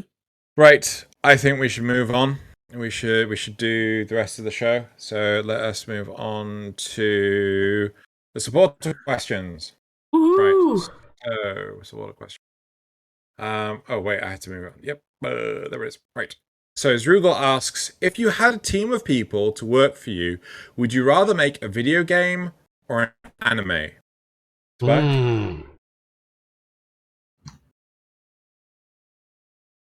Video game, because I would have no idea what I'm doing on an anime. Fair. Loz? Well, I think it's a bit unfair because it's like, are we going to limit can I make an MMORPG with infinite this, well, that, the other, or is it got to be like in comparison? Does the anime get to have like 5 series plus 3 movies? And the anime is One Piece, and yeah, and the game is like WoW. Yeah, it never ends. Okay, Final Fantasy 14. I'm still with Final Fantasy. Okay, yes, because the WoW doesn't exist anymore. It's dead. So yeah, I'll go with I still go with the video game because I think you could do more with it. Nasuth? Gosh, I hate to go with the crowd, but I also have to say video game, just because I'm more in touch with them. Well, I'm more in tune with this show, so I'm going to stick with anime. You could make a video game in which the amount of cutscenes are basically an entire series of anime through cutscenes alone. And that's how we made Zone the Enders 2. Or the Konosuba. Or Diablo 2. Game. Or Diablo 2, yeah. Diablo? What do you mean Diablo 2? What do you mean Diablo 2? There aren't that many cutscenes in Diablo 2. Or did they add more? 5! Oh, wow! Have you played Metal Gear Solid 4? I have. Have you played Rising Revengeance? Yes. I played Revengeance. Metal Gear Rising Revengeance. Nanomachines, son. Yeah, no, I have. Yeah. I didn't get that far into it. Nanomachines, son. Nanomachines, son. I got really, really, really pissed off with the whole parrying thing, and I never really understood it because you never had to use it. Oh no, you just dodge. You just dodge. Exactly. And then when you fought the one boss that you needed a sodding parry, and then you're like, how do I play this? Oh, fuck, I've been playing it wrong the entire time. Right. Zrugal then asks, do you prefer subtitle or dubtitle? Wait, what? I prefer Subtitled or dubtitled? Yeah, subtitled or dubtitled. That's not a thing. It's just sub or dub. You prefer sub or dub. He's having fun. Let him have his fun. I prefer subtitled, but because I think that's you get more of the original intent of like the actors and the directors and everything. But I will admit that because I have a hard time just sitting and watching something and not doing anything else, I also really like dubs because I could put them on my other monitor and play a video game or something and not have to worry about reading the subtitles. So it's kind of a double-edged sword? Whatever. Get the idea. Are you the same, Tobiah? I like really good dubs over subs, but in general, I like subs better because most dubs suck. I'm going with the crowd. Yep, I prefer subs to dubs, though. I like some dubs, but most of the time dubs have gotten so much better than they used to be. For the most part. And so much quicker. Yeah. I prefer subs. I prefer subs. However, if the Japanese characters are just cheese graters to the ears, I will wait for dubs. Because, dear God, Goku in the Japanese and whoever the main protagonist in Black Clover, I'm like, just rip off my ears already. Because that's and also the cat lady from Battle for After 5 Seconds. Oh God, yeah, she hurts as well. Which one? Can I just? Oh, yeah. Which one? What's her name? Miyu or something? I don't fucking care. Cat lady from Battle After 5 Seconds. Okay. It just hurts my ears. She sounds like she's got something in her mouth all the time. Yeah. Can I say that? Does anyone actually watch the original Dragon Ball Z anymore? I mean, like, if I wanted to go rewatch Dragon Ball Z now, I'd go watch Dragon Ball Z Abridged. If I wanted to go watch Yu-Gi-Oh again, I'd go watch Yu-Gi-Oh Abridged. Okay, would you only watch Abridged? Would you watch Abridged or would you watch Kai? Abridged. Abridged. Okay, see, I just recently went and rewatched Kai. Yeah. And I loved it. That's nice, but Abridged. But Abridged is a totally different show, though. It's a better show. But Space Duck. It's a better show. Right, but that's kind of my point, though. That's true. There is Space Duck. There is Kai, and Kai actually does, it chops out all the faff, I assume, and just gives us the right. Oh yeah. I mean, it's a total of 136 or 160 episodes, I think. That's from where to where? Like 600. That's the entire series. Oh, the entire series. Okay, cool. Yeah. It's all the way through the end of the Buu saga. But I'd still, if it's some of it, I'd have to watch Kai, I guess. But I'd still watch the Abridged because I just think it's just that is the. My point is that basically is the show to me now. I feel that it keeps the feel of the original and then adds to it. It is the show to me now. So when he says about Goku's original voice actor, I only hear the Team 4-star Goku. That is just Goku now to me. What's it called? Goblin Slayer. Versus Goblin Slayer Abridged. Goblin Slayer Abridged anytime. I showed it ads with the first episode. Yeah. Oh, I was dying. Right. So exactly. I do try and rewatch Goblin Slayer now, and I just want to watch the Abridged. It's just So Thaylien asks, last episode was on Star Wars Visions. With the fantastic reimaginings of the universe and potential of the characters, the question has to be asked. If you were able to choose a new life, species, and set of skills appropriate to the Star Wars universe, what would they be, and what would you do with the new life you've gained? I'd be an assassin droid. What, like the weird one that has like a calendar on it for a head? No, that's IG88. Yeah, no, I'd be the one. What's the one that calls from the Old Republic that calls everyone meat bags or meat puppets? Yes, I'd be one of those series. Or one of the HK droids, basically. Yeah, an HK droid. Yeah. I don't know which one that one is. They're awesome. They are sassy. They're brilliant. Obviously, they're droids. You kind of live forever, and you could replace your parts. Yeah, they're just great. Yeah, droids. Did you ever play KOTOR?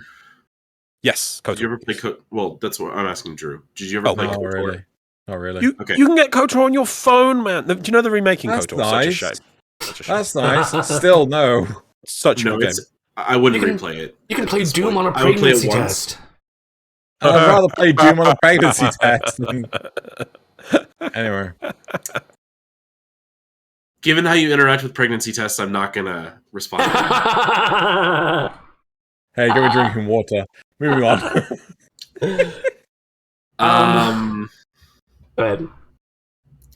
I mean, I would have answered the same way I would answer before, in that I only acknowledge one canon, and it does not include Kathleen, whatever her name is. Kennedy.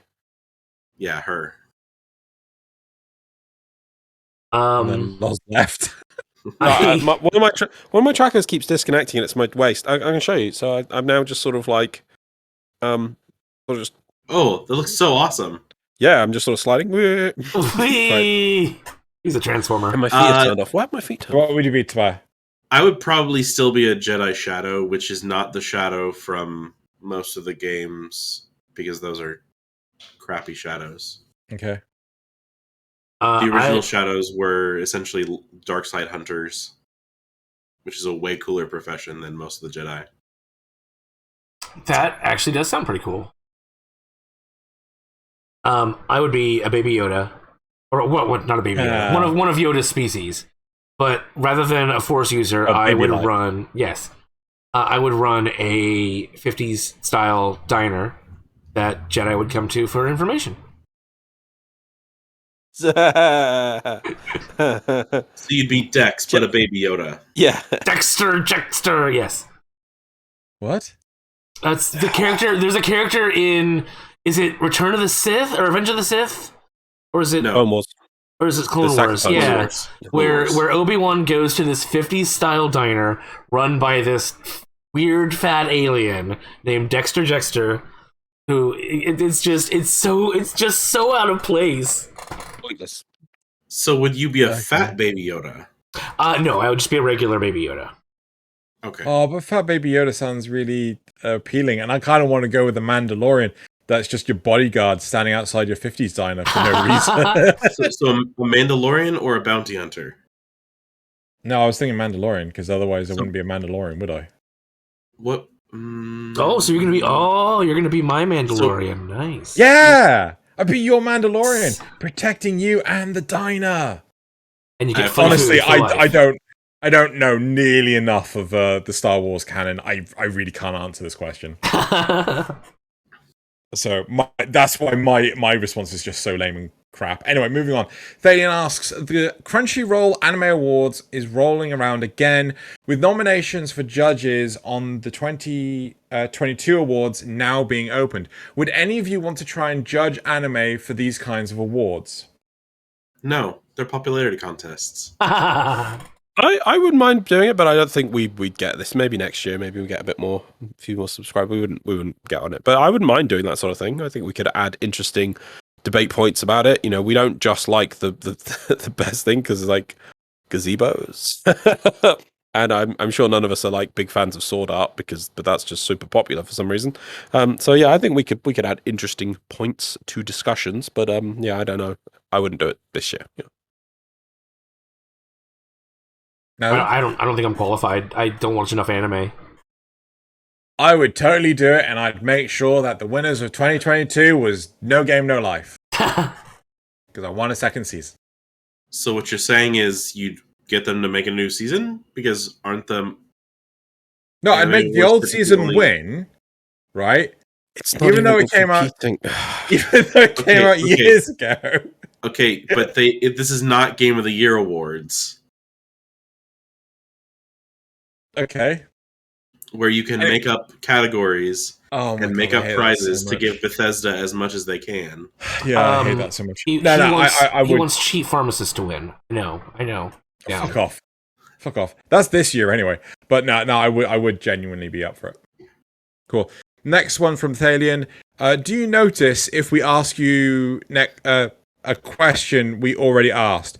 Well, weirdly enough, I know you asked that for 10 o'clock. However, 10 o'clock didn't happen this week, so nice try.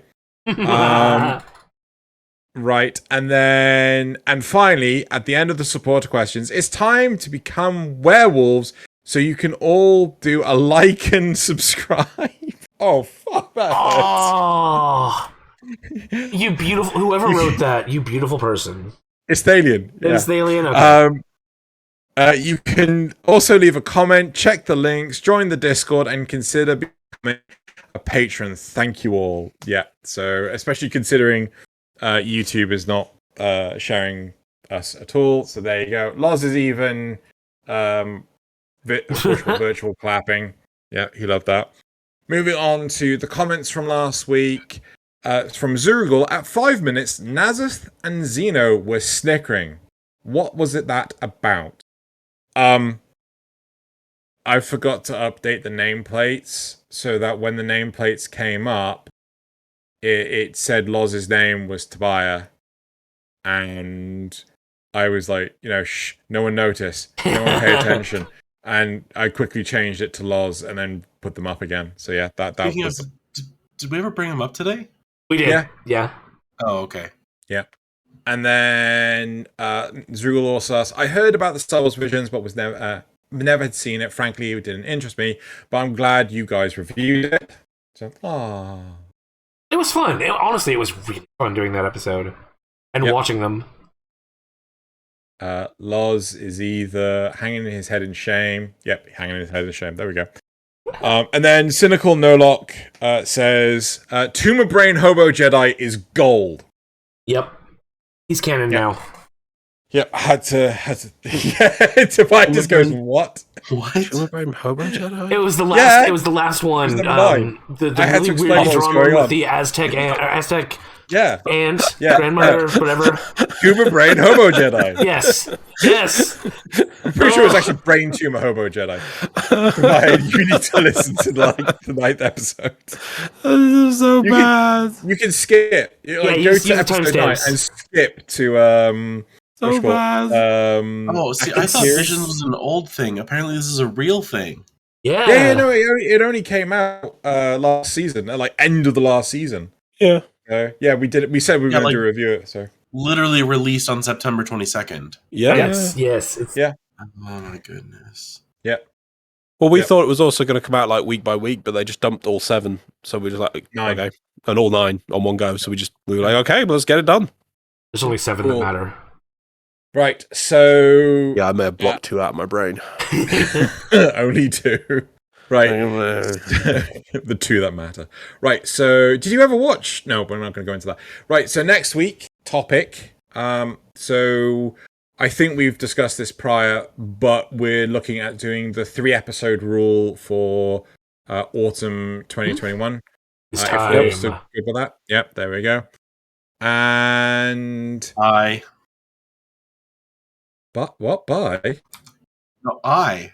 Okay, there we go. I was confused then. I thought you were leaving. What? Right, and now it's time for the memes. Memes. Are we all good for the memes? Yeah. Good for the memes. Cool, so let's get up some memes. So the first meme from Nasuth. Oh, hold on, let me send you guys the meme, sorry, my bad. That's okay, I'm just staring at Nasuth's screen. Isn't it a pretty screen? I'm so proud of this checklist. There you go. Nasuth, can you make it bigger? Yes, I can. Oh. This is what I can't remember the name of this one. I haven't actually watched it, although I am interested. It's me at 3 a.m. Food in the microwave. Yeah. Oh my god! Yes.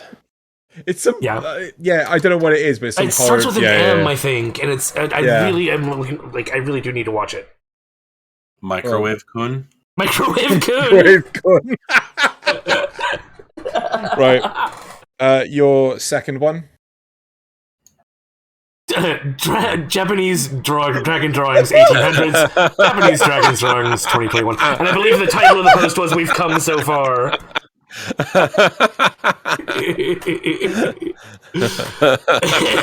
Nasuth, it's all our fault. It is, yes. It was all the nukes.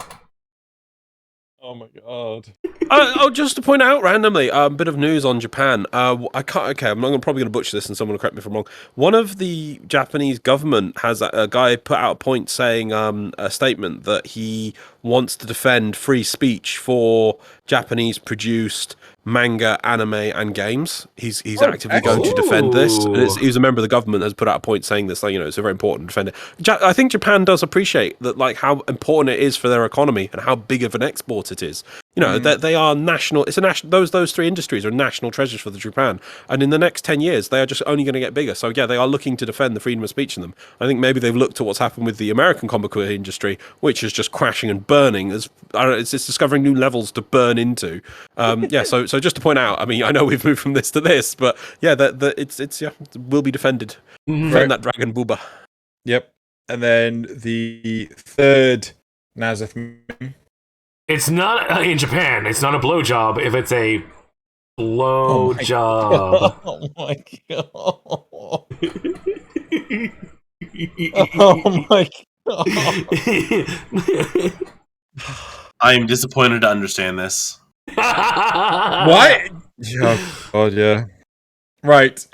I'm gonna move on to my memes. So the first meme is yes. Dad wanting me to become a doctor. Mum wanting me to become an engineer.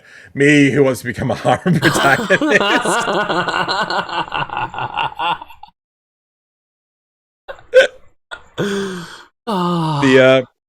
The second meme, we have No Game No Life. So it's my cousin who came to visit.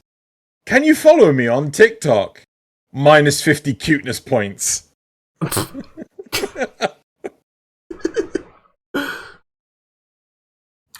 Is this the cousin asking it? Yeah, I think so. Yeah. Okay. And then they go ashen and right. No. So the cousin's asking it. Yeah. Yeah. Because they have color in the first panel, and then they're all the color drains out, and they're like, no, we have to go away from her. She's evil. Yep. She does the TikTok. Right. And then the last one. The last one. If anyone, please tell me you guys have seen Squid Game. Is that Kazuma? I haven't. Yeah, I haven't. Yep. So this is Squid Game. My god! Weirdly matching the tracksuit setup. The next game will be rock paper scissors. And Kazuma's super happy. Yep. Yeah. There we go. Oh, explosion! Yep. So that is it for. Oops, wrong one. That's it for the memes. Now it is time to sign off. We're done. Wow. We had a great time. It was a great time. You don't sound like you had a great time. Lovely here. I'm hungry. How's the weather? Dark. Okay, Tobiah, absolutely lovely having you. Thank you very much. Again, anyone that's listening, if you have any recommendations for guests, please, leave them in the comments below, and we'll see what we can do. Yeah, we can only go forward from there. Right. Subscribe, and share. Subscribe, and share. It really helps. Like and subscribe. Like and subscribe and share. It really helps. Follow on all the social medias. Hit that bell notification icon. Yeah. Bell. Yeah. Smack it. Right. I guess we'll see you next week. Yeah, are we ready? Yeah. Do the sign out. Same thing as at the start, right? 3, 2, 1. Kanpai!